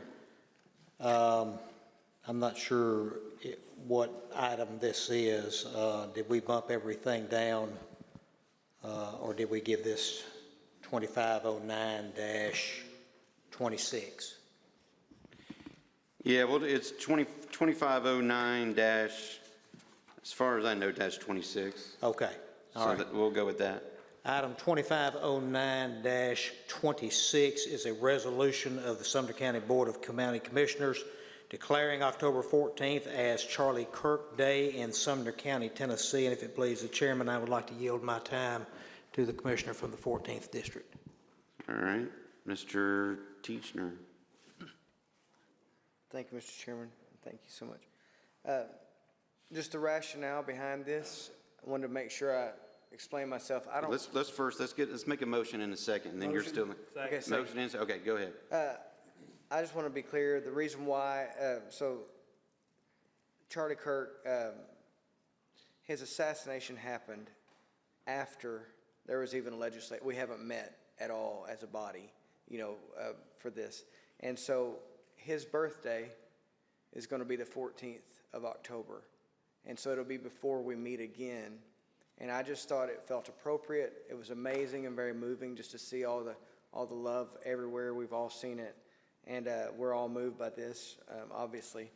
And so I just wanted to read this to you, if you wouldn't mind. So, whereas the Sumner County Board of County Commissioners recognizes the importance of honoring individuals whose lives and work have had a lasting impact on our nation, our values, our families, and our community. And whereas Charlie Kirk dedicated his life to championing faith, family, liberty, and the principles of self-government under God, inspiring millions of Americans to live out their faith and convictions boldly. And whereas his work as a beloved communicator, gifted organizer, principled patriot, servant leader, and hero of the faith influenced generations to embrace civic engagement, defend freedom of speech, and stand firm in the public square for biblical truth and American values. And whereas Charlie Kirk's testimony of courage, conviction, and unwavering commitment to Jesus Christ, the traditional family, and our United States of America continues to inspire countless citizens in Sumner County and beyond. And whereas Charlie Kirk's birthday of October 14th marks a day to commemorate his life, legacy, devotion to God, and enduring influence on the cause of liberty and righteousness. Now, therefore, be it resolved by the Sumner County Board of County Commissioners meeting in regular session on this day of 2025 that October 14th of each year shall be designated and recognized as Charlie Kirk Day in Sumner County, Tennessee forevermore, and be it further resolved that this day shall serve as an annual reminder of the importance of faith, unwavering courage, and freedom in preserving the blessings of liberty for our future generations. We encourage all citizens to pray and fast for our nation annually as we reflect on the importance of civic engagement, public discourse, free expression, and the enduring values of our republic. All right, thank you, sir. Mr. Mansfield. Yeah, I would like to make an amendment to this. Oops, that's my fault. Let's do that again. I would like to amend this to also be it further resolved that upon adoption of the street at Liberty Creek campus, it would be named Charlie Kirk Way.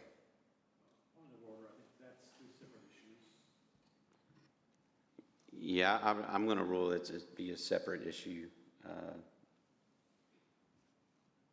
All right. Okay. Mr. Nguyen. Thank you, Mr. Chairman. I'd like to make an amendment to this and just have a copy of this also sent to Turning Point USA. Okay, there's an amendment to add in the resolution.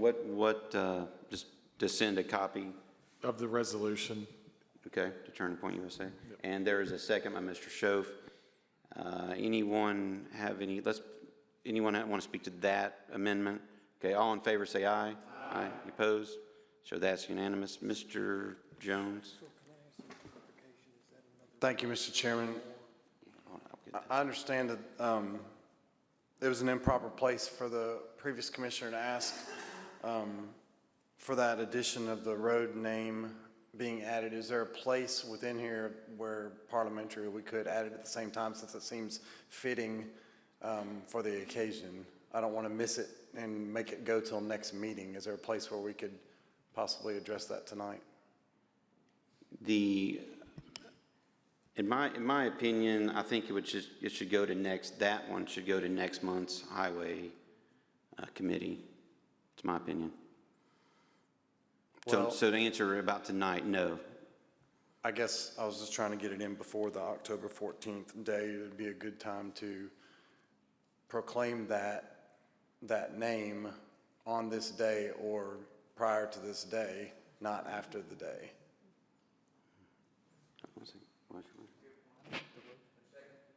Yeah, Well, there's, law director is asking a question. I don't know the answer. Has this road in question been officially adopted yet? No. Okay, No. so if it's not been adopted, then we can't necessarily act upon it. It's not ours to act upon yet. Okay. Thank you, Mr. Chairman. Yeah, we could, talk to the law director, we could do that with the adoption. I know it doesn't hit the October 14th timing, but we can certainly entertain that and discuss that at that point in time. Okay, then I would like to move to put it on the Highway Commission's agenda next month. Is that possible? Yeah, let's deal with this now. I think, who's the highway chair? Then I'll just request Mr. Harrison to please just put it on there. Yeah, Thank you, Mr. Harrison. All right, so coming back, there are no one else in the queue. So let's go. All in favor, say aye. Aye. Any opposed? So that is unanimous. Mr. Harrison, anything else legislative? Did you vote on the amendment or the actual? We have amendment and the main motion. Yeah, there were two. We already voted on the amendment, so that was the main motion. Did we vote on the Turning Point USA? Yes, yes. So yes, to clarify, we voted on the Turning Point USA. That was in. The law director had asked, did you have another question? Is that be further resolved? Further resolved, yes. Yes, it's under that section. So that amendment passed, and then we just passed the main motion there. Okay, moving on, Mr. Schoaf. Thank you, Mr. Chairman. So 2509-10 is to approve $12 million for the North Central Tennessee Regionalization Project on behalf of sub-recipients for the regional water transmission. I want to make a note on this one because it's a lot of money that's going. It is pass-through money. It's not additional county funding, but it is a lot of funding, and it came very quickly. So I wanted to. We had several discussions during budget about the necessity. Let's go ahead and let's make a motion in a that's second. fine. I'll move to approve. So there's a motion and a second. Okay, Mr. Schoaf. All right, I just want to note here that we pressed for a bit as to why this needed to happen so quickly. Several of us asked that question, and what came out of that discussion during budget was we do not stand to we're not under pressure to lose the grant. So that was a phrase that was used. What we potentially are under pressure for is some of the contracts that are serviced by this grant are in the middle of a cycle and are close. And so if we lose if we delay on that, we potentially risk, and I just want to be clear, and I can understand if people don't want to vote this way, but I want to put out the information for everybody. We potentially stand to risk missing a cycle on a contract, which means that cycle would have to come up for rebid, rewrite, maybe not a bid, or a renegotiation, potentially. And so you could end up with less favorable terms. That may or may not sway folks, but that ultimately is the information that came out of that budget meeting. So I so move. All right. Yeah, it's already got a motion second. So Mr. Klein. Thank you, Mr. Chairman. I think the public deserves to know how we got here, and I'd like to do a brief chronologic analysis of this so that the public knows. This originally came as a grant to us. It was a $20 million grant that we had, in Budget Committee, had asked to put some restrictions on it because we were concerned about not having a forward plan for growth in the county. And us being the owner of the grant was removed the next day by the county mayor, and it was transferred to the city of Gallatin. So over the past couple of years, they've been designing it. And originally, the main line leaving Martin Lane on Highway 31E and going up to Mount Vernon Road in Bethpage was to be a 16-inch line. And then up towards Westmoreland, there would be a 10-inch line, and then there was going to be a 16-inch line, or a 12-inch line up Mount Vernon Road that would go all the way to Portland, Tennessee. That was based on the capacities necessary. At some point, the city of Portland determined they needed to go from 1 million gallons a day to 3 million gallons a day, and asked for the engineers to increase the capacity on the main line from a 16-inch to a 20-inch, which is a great increase in cost and a great increase in capacity. And the concerns that the growth being out of control revived itself, because not only was that 20-inch line expansion going to be in 31E, but it was also going to increase the 12-inch line to Portland to a 16-inch. At the end of the day, the increase in cost was to be about $10 million more than the $30 million combined that the county had given $10 million to it, and then the $20 million grant. So if you're following me so far, a $30 million project now increased to $40 million based on the needs or wants of the city of Portland. Portland insisted they would pay for this over and over, and then when it came time to pay, there was all of a sudden a delay. And I was there for those bi-weekly or twice a month meetings to wonder why the delay. Ultimately, Portland voted to fund it, but almost immediately after, the state of Tennessee came up with a $12 million grant to give. So the whole point of what I'm saying is this has been so quiet and unknown by not only us commissioners, but what has been happening with it. And it's now underway, and the city of Portland will get their 3 million gallons per day, although that's way more than they need for their current population, and even for some growth. And there will be a water transfer station that's going to be taken care of by Castellian Springs Bethpage Water Utility District, which they weren't crazy about doing. Hopefully there's enough money in that $12 million to accommodate the costs that they're going to be incurring, because Castellian Springs Bethpage Water Utility District is a whole different animal in the state of Tennessee. Okay. So anyway, I just wanted for the record to have a brief discussion of what this $12 million we're approving is. I don't know still why the urgency is, except that they're well on the way of getting the construction done. I'm watching it go up 31E, and they're going as fast as they can before the winter sets in. I don't know that they'll get done. But that's, if anybody has any questions about approving or not approving, it is $12 million of state money, but it's still taxpayer money. So. Okay, thank you, sir. Mr. Mansfield. I do have some questions about this, the language in here that any subrecipient shall be responsible for repayment as well as for matching funds if required. Who are the subrecipients, and is the county one of them? It's my understanding the city of Portland, but Mr. Schoaf? That's my understanding as well. I might defer to either our legal, we understand it's a city of Portland. So the county is not a subrecipient in any way. It's not responsible for repayment of funding spent for any ineligible purpose or prior expenditure not authorized by the state of Tennessee, and that matching funds, if required, shall not be responsible of Sumner County.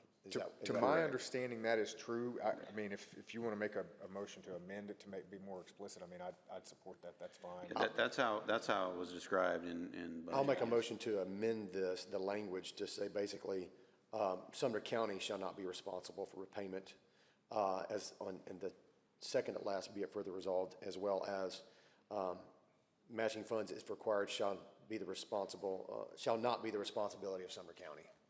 Okay, so there's a motion for an amendment as described, a second. Anyone would like to speak on this specific amendment? Seeing none. All in favor of the amendment that Mr. Mansfield just made, say aye. Aye. Any opposed? Okay, so that amendment passes. Now we're back to the main motion. Mr. Jones. Thank you, Mr. Chairman. Thank you, Commissioner Klein, for the brief history on that. It jogged my memory, and correct me if I'm wrong with just a head nod or whatever, or you can too, Mr. Chairman. We tried to put parameters on this to stop the growth from happening and with what we were willing to approve, and nobody would go for that. Is that the correct one? And so therefore, we voted not to do it as a commission, and they took it up amongst the cities. Is that correct? I'll let Mr. Schoaf respond to that. So, yes, Mr. Chairman. So generally speaking, that's what happened. We put some I think I was the person who made those contingencies. And it was 2 contingencies, if I recall. Both of them basically restricted growth within their urban boundaries for a certain period of time. And so at the end, and that passed. The cities then took this up and said, well, we don't need you, we can just apply for it, which they could do by law, and they did. So I just want to note here, what you just said is factual. I would argue that and we can agree and disagree on that and why those were. I've caught a lot of discussion both directions on it. However, what I would note that is a little different now, and my fellow commissioner here just spoke to it, is that the construction is underway. So I might make a very similar argument to this that I've made to the courthouse in the past, which is, we tried to put some contingencies on it. The cities were able to go a different direction with it, but it's underway now. So if we want to try to play with this, we're going to end up causing problems on something that's already taken up. We can't, without really causing problems, go and unbuild the line. So it's just a different situation. Okay, so my issue is this. We, being the funding body of the county, we did not have the stomach for more growth, so we put restrictions on what they could do. They found another way around it, and then came up short of funding, came back and asked us. We said no, and then they applied for a grant that the state's given them, so they're finding a way to grow even without us, and it's under our wing. We control the purse, and this is pass-through funding, and I don't understand if we don't pass this through, what does happen? The grant just sits there, it goes back to the state. We tried to control growth in our county the only way we knew how was by controlling the purse. And we did it at that time. They found a way around it, and now they're coming back and trying to get money a different way to grow. So how hard are we willing to try? I don't know that I want to support it the way I understand this right now. Okay. All right. Mr. Rogers. So I spoke out against this before when it came through. I was very much adamant that I didn't want it because a lot of this runs through my district. However, having heard people in my district on Mount Vernon Road that kind of has the positive that they're going to be able to take a shower with adequate shower pressure with a water tower being right across the street kind of means something. I mean, it is 2025 in Tennessee and Sumner County. So to be able to turn a water hose or your faucet on or your bathtub on and have water there, that kind of does something. I think the adequate fire flow problem issue that Portland was having, and I just stated that, was the fire flow. If they decide to add more industries in Portland, which we all know that's no secret, Vaughn Drive, that side of an interstate, is an industrial park. If they start adding more factories, more manufacturing there, they're going to have fire flow for those buildings. Their current system that they had prohibits that fire flow. That's why they had to upgrade the lines to get the fire flow coming into the city. So, do I like it? No. Do I think that it's worth stopping everything for the residents that we have in that area that's already kind of been promised to? No. So how do we do it? We pass it. It's kind of like, you know, when you start building your house and you're looking forward to moving into your house and you have the day of closing and you say, well, just kidding, I'm only going to give you half of the money. Well, that's kind of where we would leave the city of Portland. We would only give them partial amounts of money that they need to finish the project. I think we need to push it on through. I think it'd be the right thing to do. Appreciate it. I'll go back to Mr. Klein and then Mr. Jones. Thank you, Mr. Chairman. With respect to my fellow commission over there, a lot of the what prevented people from taking showers in Bethpage has been fixed several months ago. They did build a 300,000 gallon tank and put it on the crest of Mount Vernon Road. And so they're going to have to build another one to accommodate the increased capacity. So I can't really speak to the fire hydrant pressure and the water pressure in Portland. I know that what they originally figured with a 12-inch line would have done the job, but it would not have allowed them the growth that they're looking for now. I don't know that there's a resolve. I just wanted to clarify some of the facts there. Okay, because I've been in on it. Thank you.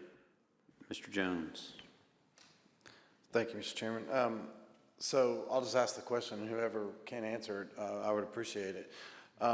So if the growth is the majority of it industrial, then that makes sense. But I mean, there's a lot of industrial corridor up there that had been empty for a long time. If they've reached capacity, that's a surprise. But my intentions weren't to stop the project and give nobody water. It was to remain with what is current and not increase it to what they want. I do want to give them the requests. I don't want to stand in the way of the requests that they made earlier, but if we have the ability, that is our job. If we don't have the will for them to grow, this is our chance to stop it. So I just want to understand if the growth is proposed residential or if it is 75%, industrial. If you could speak to that, then that may sway my vote. But without knowing what the proposed growth is, I'm not ready to just vote for growth, and they need bigger water lines for growth. Okay. If anyone can speak to that, you can get in the queue if you can speak to that. Mr. Rogers? Thanks, sir. So as the reference to the commissioner was speaking to earlier, that's all the same project. The additional water towers and all that stuff that's been added and is going to have to be added is all part of this same project. That's why I made the statement, if we don't approve the money, then we're just going to stop everything right in the middle. We're essentially turning water off to people. So that's why I think the right thing is to fund it. All right, thank you, sir. Mr. Jones. With all due respect, I think that's a little hyperbole. I don't think we're turning the water off. I mean, if that truly is the case, that's going to force people to vote a certain way. But if it is a decision that has to be made versus growth or not growth, I think that's this body's will, and we have to find out what it is. I would like to move to defer this back to committee to get those questions answered so that I can make a proper vote on this. All right, so there is a motion and a second to defer this back to budget.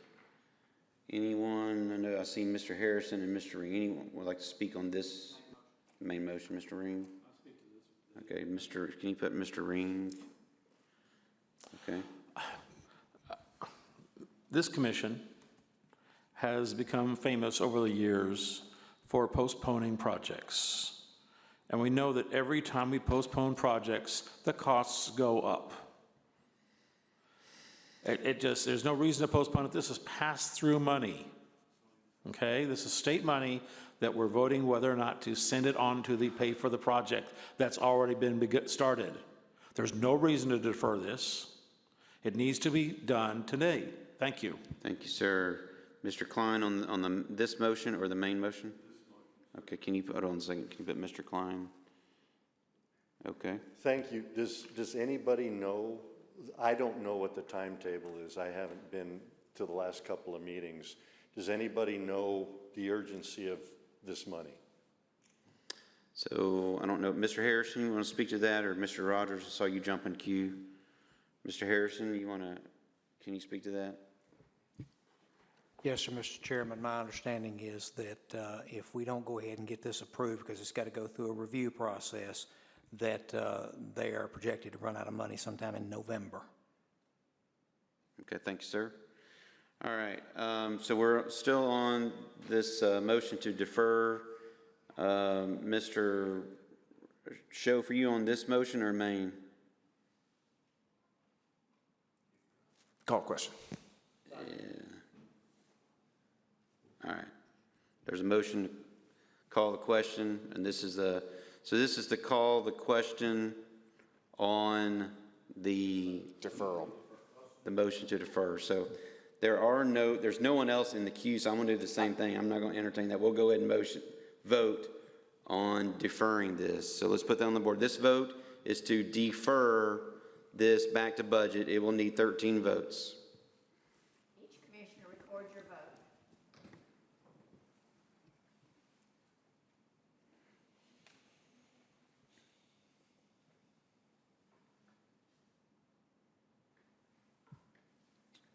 Okay, so that fails. So we're back on the main motion. There is no one in the queue. So let's go ahead and put this main motion on the board. So this is the main motion, 2509-10, to approve.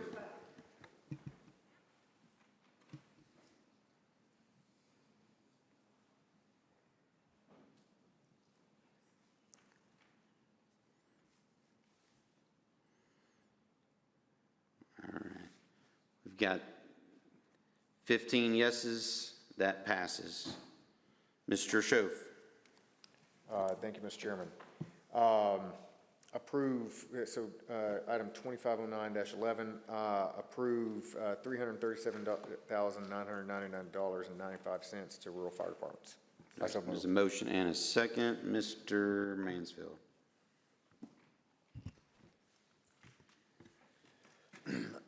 I'm going to go back and address the fact that I brought this up back in, I think, February or March when I was chairman of the legislative. And basically, just a little history, small history.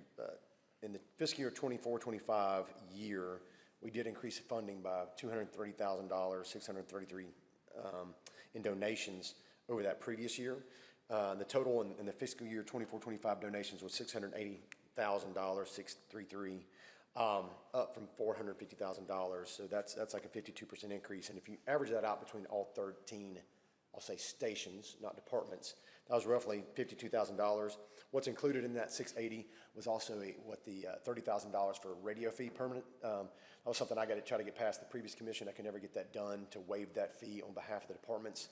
So I know it was said they get $650,000, but it's really $680 because we've waived that fee permanently, that $30,000, because that was being applied back and charged back to the fire departments, volunteer fire departments, out of this pot of money we were giving them. And so I was glad when I made that amendment, the commission did that.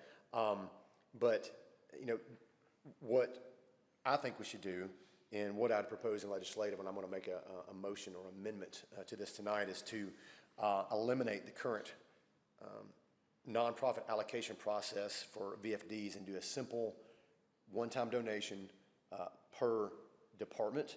And I would like to, so basically there would be no more $24,000 a year, and then this shared pot of money of $138,000 or whatever it is. Basically, we just eliminate all that and go to a new funding model. And my motion is to eliminate the current, move to $90,000 a year per station, for basically, and that would be a $489,000 increase approximately in total that would be recurring.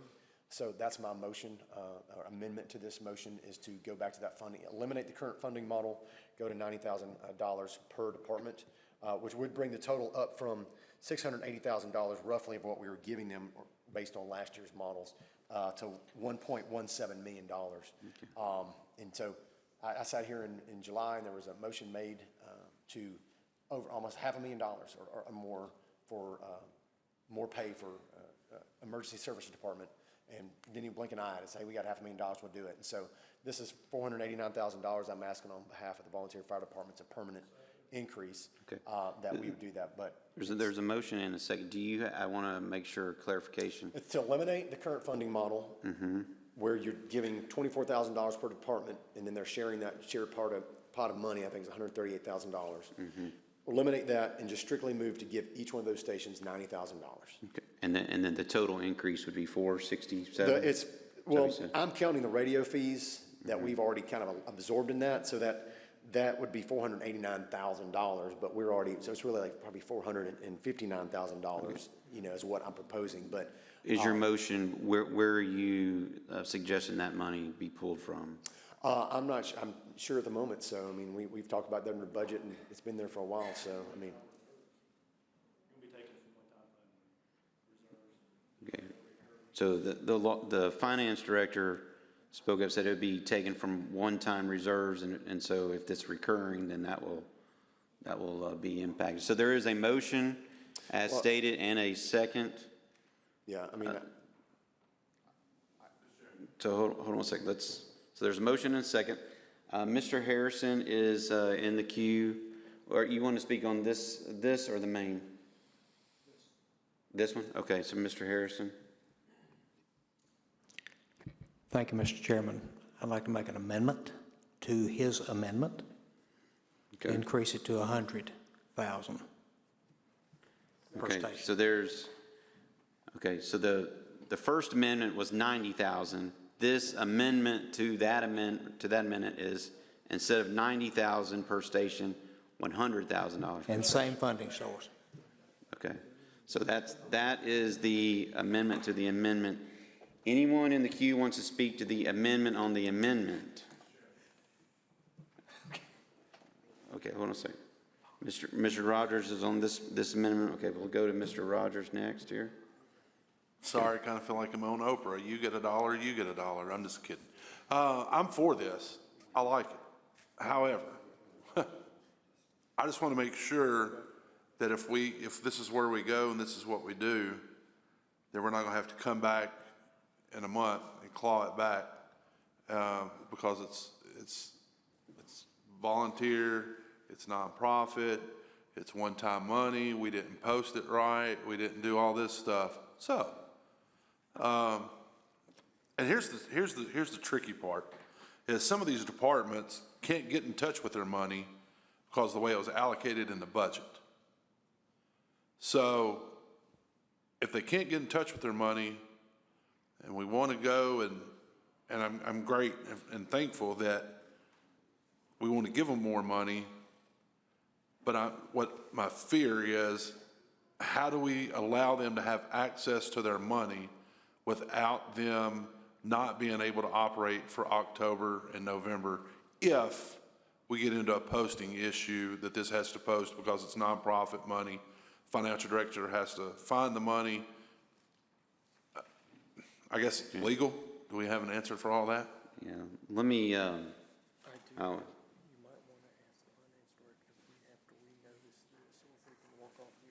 That's why it's on here, so it can be divided up among Okay. departments. So the law director suggested me ask the finance director, if you can turn your microphone on, about whether or not this would be something we would need to repost. Generally, when we send it up, there's a statute requiring it to be noticed in the paper, but if you change the amount, I'm not sure if it has to be renoticed or not. Okay. That's something that needs to be researched. And to be clear, you are talking about taking the amount out of one-time reserves for recurring. If that's what we're being asked, you're taking out of one-time reserves. Then again, to make everything more complicated, we just got a letter the other day from the comptroller saying we've got money coming out of one-time reserves in the school budget that's reoccurring. So are we going to do the same thing on this side of the budget as we did in the other? Yeah, this funding. I got a question. Sorry, Mr. Chairman. How much is in the hospital fund? We like to go to it a lot. So before I ask the finance director that, this money that we were talking about, if it ends up passing, is a one-time thing. This is Well, not. that's okay. No, I just want to make sure, you might know that, but I want to make sure everyone hears that. This is not committing next year us funding the same amount. I beg to, well. It is not. It probably is. It's probably going to put us on the hook, but that's I mean, for another it day. might, but, Yeah. but we could. So back make to my big boy original votes. question was, how much money do we have in the hospital fund? Yeah, I'll ask the finance director that microphone. Used most of it this past year for the athletics. If you recall, you put it back for it, so. Yeah, so the ADA playgrounds, you pretty much depleted it. Okay, so it's pretty much zero. So I don't think there is. Unless you're going to move it back out of the ADA. And the other thing I want to make sure I clarify, you did advertise tonight to give the 30-some thousand to them. I'm not sure if we need to re-advertise or if the advertisement, it's fine changing the amount. That's something that'll have to be looked into. Yeah, I think because we advertise, we're potentially giving more. I think we're fine. But in my opinion, we need to understand where the revenue source is first. All right, so Mr. Rogers. Yeah, I don't think I got everything answered. So I think. Did you turn him back on? Yeah, and I appreciate Madam Clerk for doing that. Well. So, I mean, my fellow commissioner here on front row gets it done all the time under the previous chair. So I guess. All right, let's go. I guess my question is where's this money coming from? And I don't think we still really know if we need to advertise it. So I just don't want to hamstring our volunteer fire departments because they're having enough trouble to get into their money as it is now. So Agree. Thank you, sir. Mr. Nguyen. Okay. So if this doesn't pass, according to the law director, if this doesn't pass tonight, they get nothing until we figure this out. So, all right, Mr. Nguyen. So just a point of clarification, first off, so this is a one-time, because I think the original amendment, I thought was to do away with the current process and move on to something completely different. And I didn't know if that was moving forward or this is just for like this budget cycle. Is that? I mean, this is not committing us for future budget. So it's just a one-time, we're potentially using one-time I mean, funds again, for a as the point was made contribution. earlier, if we're giving it to them, next year it's probably going to be expected that we give it to them. But this is not committing to it, no. Okay, so that's the first question. So the one-time funds for a one-time contribution of $100,000 is what we're currently looking at. There's no maintenance of effort, a different way of saying it. I gotcha. I just, it's the continuation. I just wanted to make sure, are we looking at continuing this year after year to where we'd need to have a continuing revenue source as opposed to a one-time revenue source? That's a pretty big concern. And I don't know if the maker of the last amendment would even be amenable to this, but if we could restructure this to where we just add that on top of what is currently out there, so we don't have they can get what we originally planned, and then if there's any issues with the additional, we can still do that. So they'll still get money today versus potentially going without for a month or more. Yeah, we're we already can't make another amendment. entertaining. I just if the maker of the last amendment would maybe amenable to that would. Okay, so let's come back to Mr. Harrison after that. So I will go to Mr. Jones now, though. Thank you, Mr. Chairman. I just previously asked the budget chairman if we could afford to do the $90,000. I was prepared to vote on that, and then the amendment came for $100,000, and I'm assuming the answer is going to be the same. I don't know if we can afford that. I just wanted to know a little bit of rationale from the maker of the amendment why they increased to $100,000 when $90,000 takes them up so much higher than where they're at? Is it just because it's a good round number, or? So from a point of request for information, I would let Mr. Harrison jump queue and just answer that specific question, nothing beyond that specific question. If I remember correctly, when the commissioner from the 16th District had originally put forward this, he had originally stated 90,000 per station. If I remember that correctly, correct me if I'm wrong, but I know that costs are going up, so I increased it by $10,000. That's it. Thank you, sir. Thank you, Mr. Chairman. Appreciate it. Mr. Mansfield. The reason I'm trying to do this, it's the only opportunity I have to do this. I'm not on any of these committees. So this is my chance to have a voice in this process, as imperfect as may be. I understand, I have a hard time believing when we can just give $6 million to the schools and continually increase maintenance efforts, and we can't give $50 or $480-something thousand to the fire department, volunteer fire departments. I have a hard time feeling when believing that when there's a motion made from the floor to over $500,000 for increased salaries, we just do it on the spot, but then all of a sudden for the volunteer fire departments, we can't do it. We're broke. I would like to, I don't believe the narrative that we don't have a funding source that's recurring here to be able to do this outside of pulling from reserves. I would never be a proponent of pulling recurring money out of reserves. I've always been against that. It's stupid. You can't do that. So unless you're going to commit it and you have that money, unless you're putting it back in and hiding it and lying about your reserves every year, which happens. But this is not the case here. And we do have money in reserves to do this one time or for 5 years or whatever we want to do. You know, I'm fine with restating my motion to even send this back to budget to look at it. But I think that the precedent is we know that there's an issue here. And I agree with a need for a little bit more funding. I don't agree with fire tax. I do agree with this model. I understand it's still tax money. But I think this is a better solution as far as Let's stay on the amendment to the amendment, going from 90 to 100. Well, I'm the maker of the motion, and it's based off what I'm saying. Yeah, so. yeah, we're on his amendment. Well, if I right change it, now. it won't be that anymore. So it's kind of where I'm going there. Oh, okay. So I might restate my amendment or my motion, or I guess my amendment to the main motion is the fact that I'm fine sending this back to budget if there's a problem or if there is a noticing issue that is unknown. I don't want to stop the $337,000 total. Yeah, 337,999.95 total from tonight.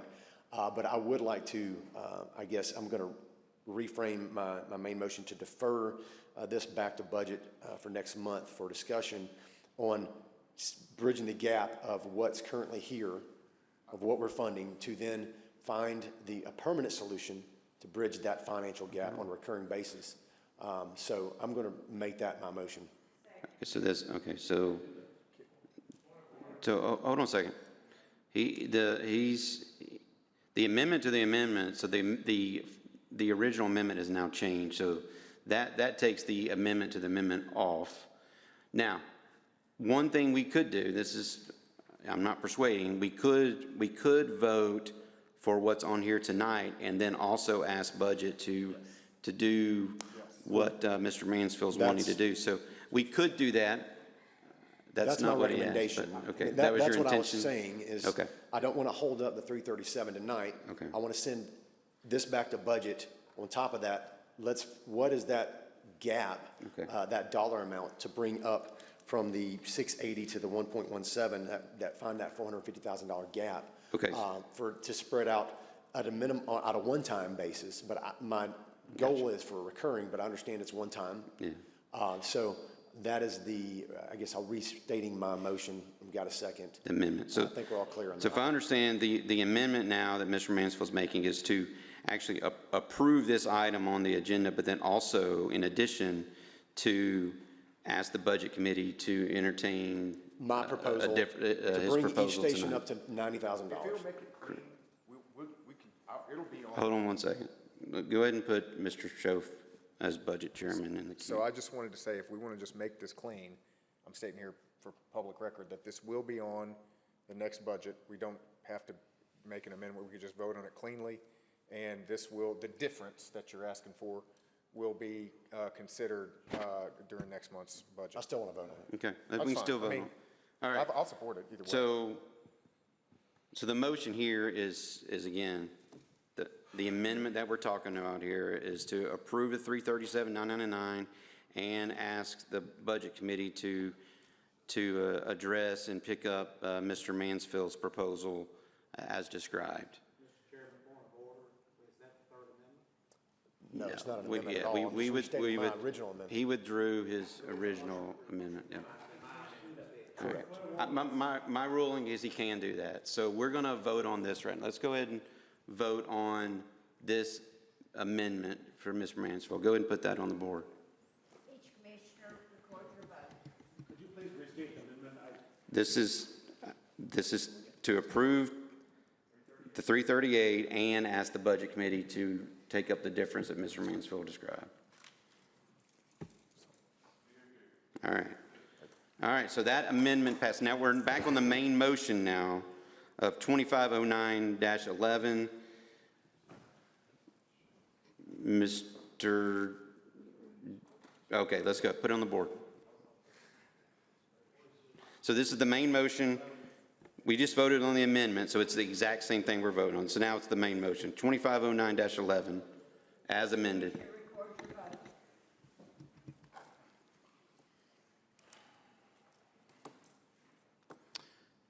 All right. Yes, we'll do that. So without objection, a 5-minute restroom break.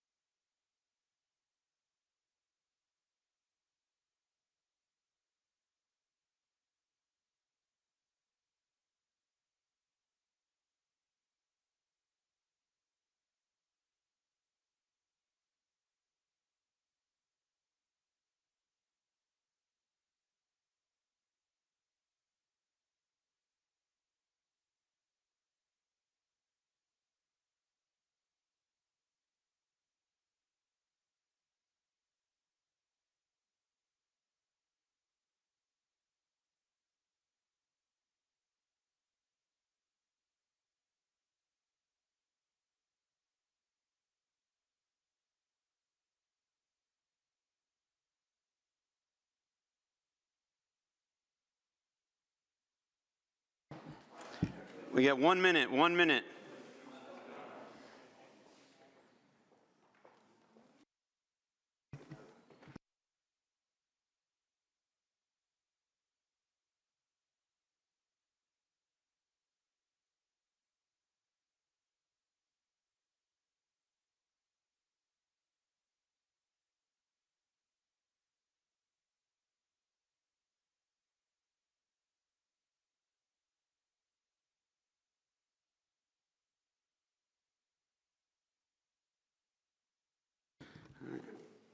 We'll go ahead and call it back into session.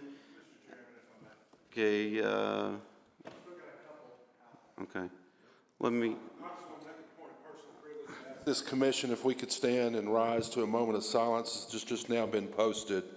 Remembering our beloved SRO Deputy Jerry Soros has passed away on September the 15th, 2025. He's a Gallatin SRO. I'd ask this commission to stand, please.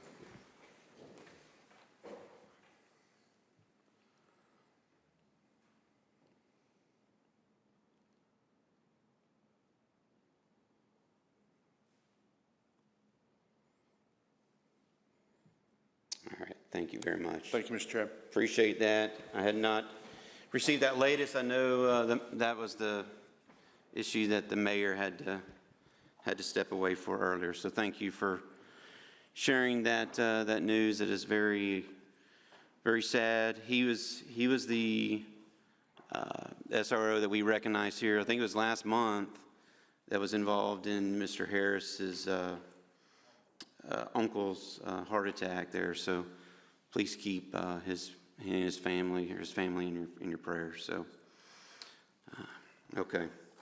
All right, so going back to budget 2509-12, Mr. Schoaf. Direct the finance director to increase the Hendersonville library employee pay to be consistent with COLA as adopted by the FY 2026 budget. I so move. Okay, there's a motion and a second. I did hear someone potentially mention a group and approve. We don't have to do that, but we'll go. But hold on one second. I don't want to. If the maker of the motion, if we want to do one at a time, it's your call. I'm happy to, if there's a I'll second it. I'll second the group. Well, that would be your motion. Oh, well, I'm not going to. Okay, we'll just go through this first one first. Okay, specifically 2509-12. Anybody? Mr. Harrison, you on here? Move to amend to group and approve. Okay. All the way down to 25.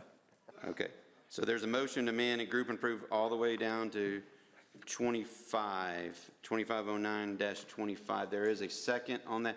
So Mr. Mansfield, on this amendment? Well, I mean, if you're going to group and approve everything, I've got to be able to talk about whatever. Yeah, I understand.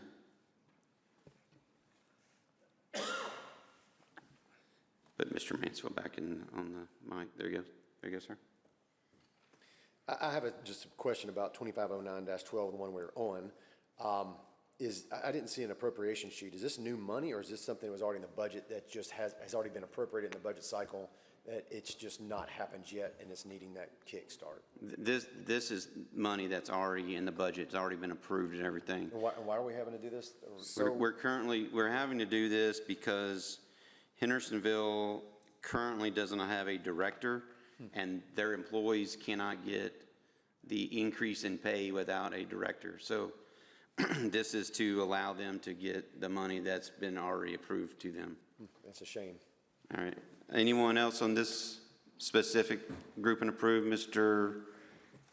Jones? Thank you, Mr. Chairman. I don't understand, I mean, I appreciate the question, but further, why don't they have a director? How many months has it been? Why are we not filling that? We're not going to solve that tonight, but they don't have one. So Is this something we're going to? we'll go ahead.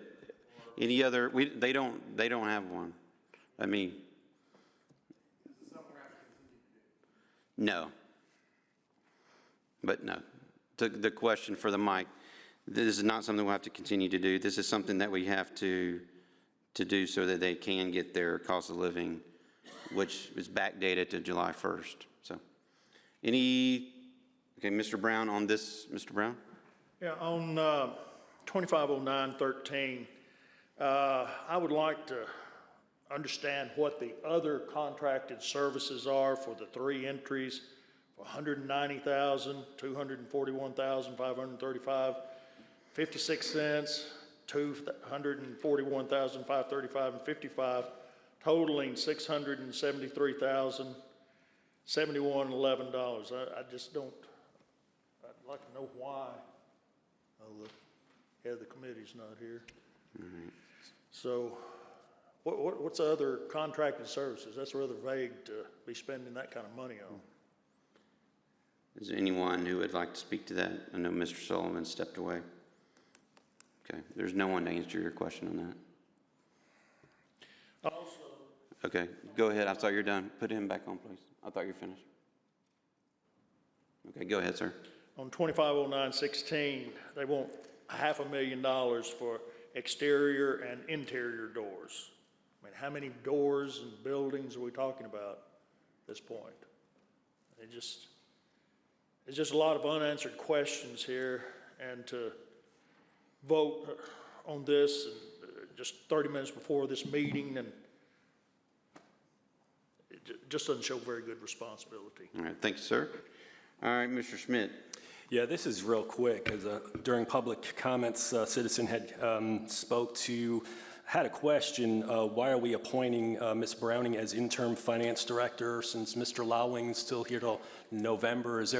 Would he be willing to just say why that is? Is it for just kind of cross-train her into different, to being the director, interim director? Is this going to cost any more money, or is this just? Yeah, without objection, Mr. Finance Director. I think the comment was that Ms. Browning was going to be paid. If you read the resolution clearly, it says, whereas the current finance director is retiring effective November 1st, then you go under the first whereas, and it's very clear that she will be the interim director upon the retirement of the current finance director. This is to clarify, the assistant finance director can act on my behalf once I'm gone, but you want a clear lines of succession. And the other thing, do you really want to pack all this work on an employee and not treat them fairly? So this is make sure you have continuity and address it timely, because there's only one more meeting after this. But if you read your be it resolved, it clearly says that she's appointed the interim director upon my retirement, so these changes are not effective until November 1st. Thanks, sir. All right. Mr. Mansfield, or Mr. Shove, do you have anything right now? All right, Mr. Mansfield. Oops, put Mansfield in there, please. All right. As far as appropriating $63,000 for a new employee in the trustee's office, I'm a little confused. And we just came through the budget cycle, and I don't think that was a part of the process. I've never supported doing this in previous commission. I know you haven't either, typically. I'm just curious, like, what's the need here? Because I don't remember this being part of that process, and so I'm not apt to just hire a new employee in the middle of a budget cycle so I'd like to know. Yeah, that was definitely mentioned, and I think several budget members agreed. There were, and I'll let Mr. Schoaf expand on this, but there were definitely just the amount of workload that she's encountering was unforeseen when she submitted it during the budget cycle. So, Mr. Schoaf, please expand. Yes, at the end of the day, I share the concern here, and I actually was the one person who voted against it initially, and then because I didn't want to be somebody who held everything up, that is the answer. I do think I submitted a motion initially to make this a temporary position until we got through the next budget cycle. It's kind of my personal policy that once something gets through budget, I carry it as pushed. So, otherwise I would be overriding my own committee here. But this is a bit outside the norm. The general consensus of the committee was that the amount of work is well outside the norm and was not expected to let up through the end of the year. So It that was the reason. That was shared amongst, that opinion was shared amongst all the budget committee members for sure. All right, Mr. Nguyen. Thank you, Mr. Chairman. So just a question on the interim finance director as far as the pay rate. I think in the resolution it states it's 85% of the current director's salary. What, how did we arrive at 85%? I don't. Yeah, so we have a resolution that says it's for 50%. So it has, the reason it came up was because it was above the 50%. And so Mr. Lawing, without objection, I'll ask Mr. Lawing to address the 85% question. His microphone. There you go. Is it clear now? Yes. Ms. Browning has actually been here about a year and a half longer than I am, and she actually would qualify under the 81 Act, but not the 12. So since I'm a CPA and she is not, that was the discussion during the budget committee. They thought that was probably about a 15% pay difference from what I'm currently So it was a licensing thing. Okay. That would be about the 15% difference. Did that answer your question, Mr. Nguyen? I assume so. I mean, it's just 85%. I was like, that's just. It's 85. 85, yeah, 85% of the current salary. My next concern when I initially saw that was that as we look for a new director and do that search, I mean, starting out, I think that's going to put her somewhere in the 180 mark as far as that compensation goes. Are we establishing a floor for our next finance director? Is this going to limit Fair us? question, but the answer is no. It will depend on the experience, whoever the ultimate candidate is.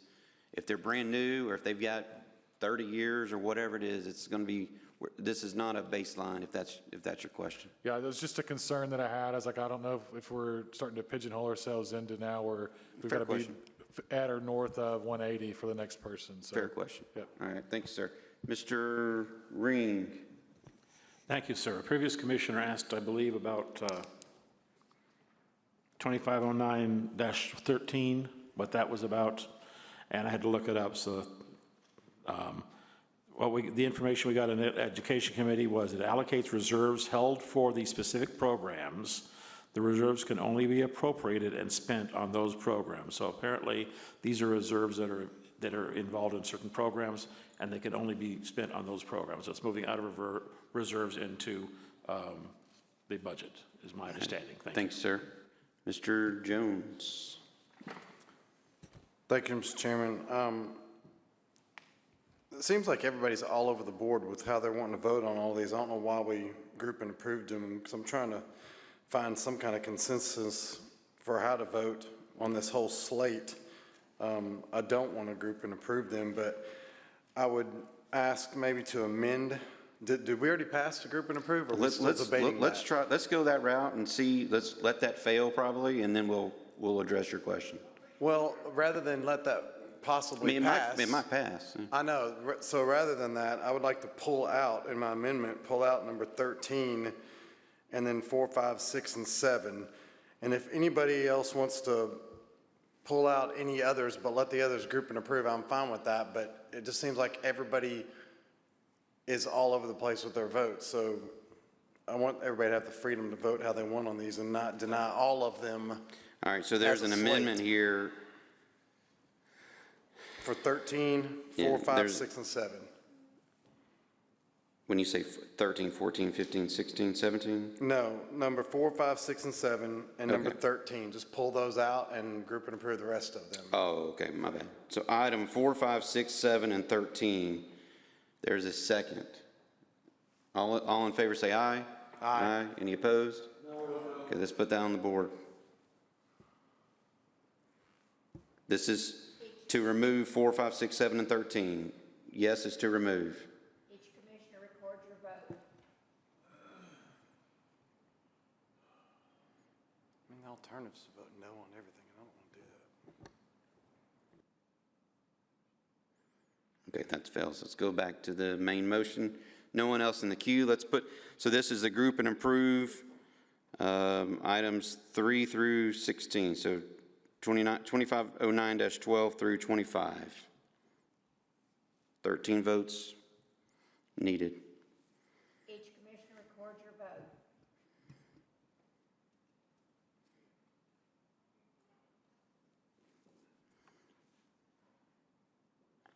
All right.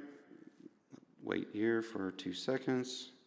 All right, Mr. Schoaf, let's go 2509-12.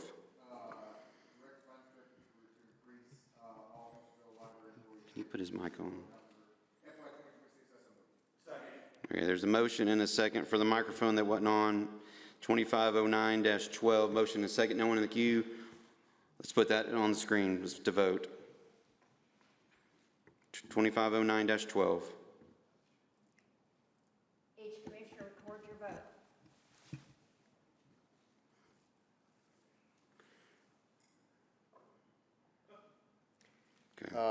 So 2509-13, approve BOE budget amendment number 2 pending, it's already happened.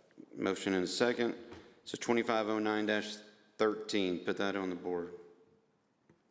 Each commissioner records your vote.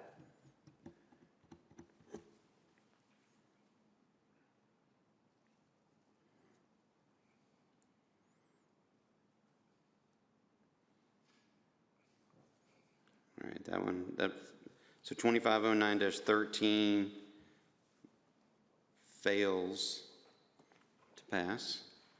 All right. 2509-14 is approve Board of Education budget amendment number 3. All right, put that one on the board. There's a second. Yeah.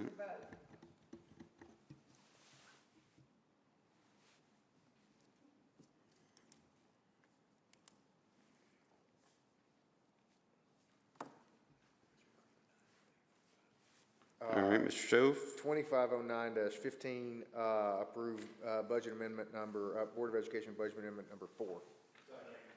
Motion and a second. All in favor say aye. Aye. Any opposed? 2509-16, approve Board of Education budget amendment number 5. Motion and a second. All in favor say aye. Aye. Aye. Any opposed? Think that passes? Call for division. All right, we'll put that on the board as 2509-16. 2509-16 on the board. Needs 13.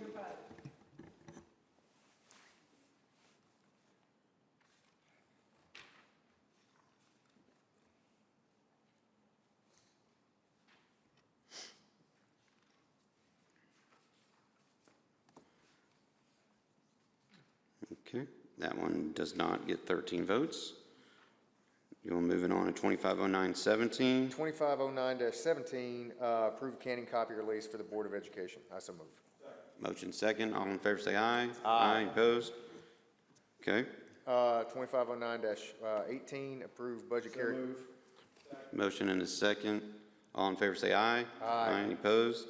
Motion 2509-19 is to appropriate $63,906 for the trustee. Motion and a second. All in favor say aye. Aye. Any opposed? No. Okay, we got one. Is that one no? Is that Mr. Mansfield? Mr. Mansfield's no. That does pass. Motion 2509-20 is appropriate $45,000 for the THO grant through grant. There's a motion and a second. All in favor say aye. Aye. Any opposed?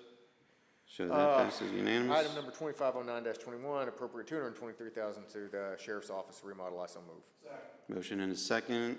All in favor say aye. Aye. Any opposed? Unanimous. Item number 2509-22. So move. Motion and a second. 2509-22. Let's put this one on the board. 2509-22. Put it on the board. Record your vote. All right. All right, Mr. Schoaf.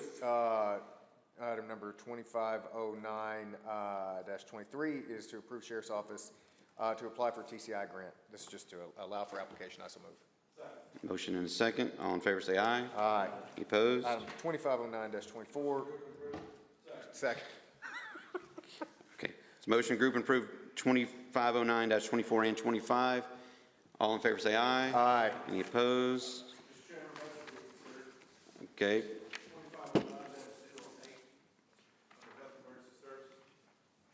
Hold on one second. Okay. 2509-08. It's under Health and Emergency Services. Put your microphone on for me, please, sir. Gladly. Were you on the prevailing side of that vote? I can't recall. Let's make sure. Yeah, it was unanimous to send to Oh, budget. to send the budget, yes, okay. So it was unanimous to send that to budget, so, okay, so you were prevailing, so go ahead. Yeah, so I received information that there was correspondence back and forth to payroll, and it said there would not be any effects on payroll, no conflicts with payroll. So my motion is 2509-08 is to approve as per the email that was dated August 29th, 2025 at 2:20 p.m. Okay, so there's a motion to reconsider 2509-08. So this is only the -08. So is there a motion to reconsider? Is there a second? Second. Okay. It requires a majority vote to reconsider. So this is to. I'd like to speak. This is only to reconsider. Yes, and I'd like to speak on the motion to reconsider. Okay, the motion to Because the motion to reconsider. Go reconsider ahead. was based on information, and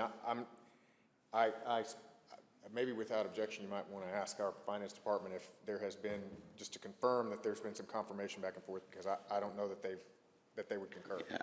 Without objection, Mr. Lawing. There may have been some discussion between payroll and Mr. Guthrie, but as far as anybody asking me if there's budgetary impact, there's been no inquiry sent to me at this point, so. Okay. All right, so this is a motion to reconsider. It will require 13 votes to then talk about it some more. So let's put that on the board. This is only the motion to reconsider. It needs 13 votes. Each commissioner records your vote.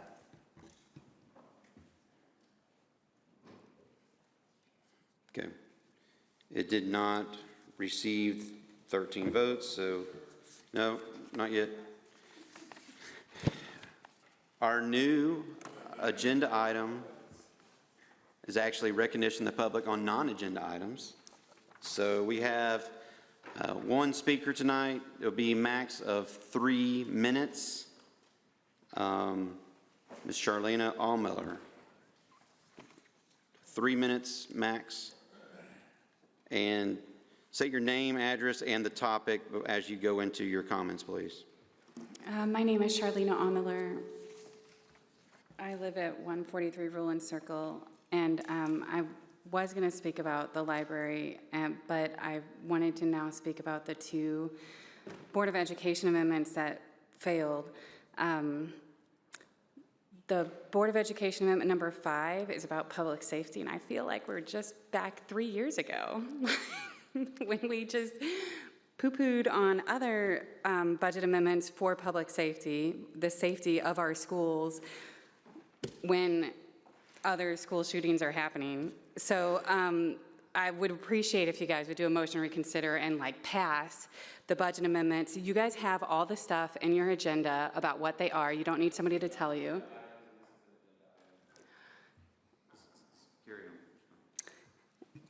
And so, and then some of them are reallocating the reserves back. As far as the Hendersonville Library, I have always been of the opinion that I do hope that it stays in the budgeting of the Hendersonville Library operation stays within the county, because I would not like to be charged yet more of the 70% of the tax basis coming out of my city taxes. But the Hendersonville Library, one thing that I did hear over the weekend at a meeting is the mayor does actually claim and take credit for half of the Hendersonville Library. So I would recommend that you guys actually set up a lease with as building owners, as part building owners, a lease with the library, so then, and it can be for $1, just like the New Shackle Island, but just so then there's some clear understanding that the library operations are something separate than the building ownership, and then that could alleviate any of these claims that they're saying that they get by bequests or whatnot, because it is unfair that the city is taking credit for half of the library whenever it is fully funded from the county. So that's something to consider. And then you're also and then I would also recommend that you do it for the Portland Library, and to the extent that the libraries are a separate entity governed by a separate governing body, maybe all the libraries need a lease for all the buildings that, at no money, but just so then there's some understanding that they're a separate entity type of thing. That's just my thought there. And again, I hope that you guys will consider passing Safety for Schools. Thank you. All right, that concludes the recognition of public non-agenda items. We have next on the agenda commissioner announcements. This is the info. Mr. Mansfield, do you have something to share? I'm going to make a motion to reconsider Resolution 2509-16, which was budget amendment number 5. I didn't get a chance to vote. I was looking for that in my packet. I'm not even sure. Well, I mean, I don't even know what the votes were, so. Which number is it? It was budget amendment number 5, 2509-16, and that was for a pass-through for security. I couldn't find the packet. So this is -16? Yes. Okay. So what was the vote on that? Okay.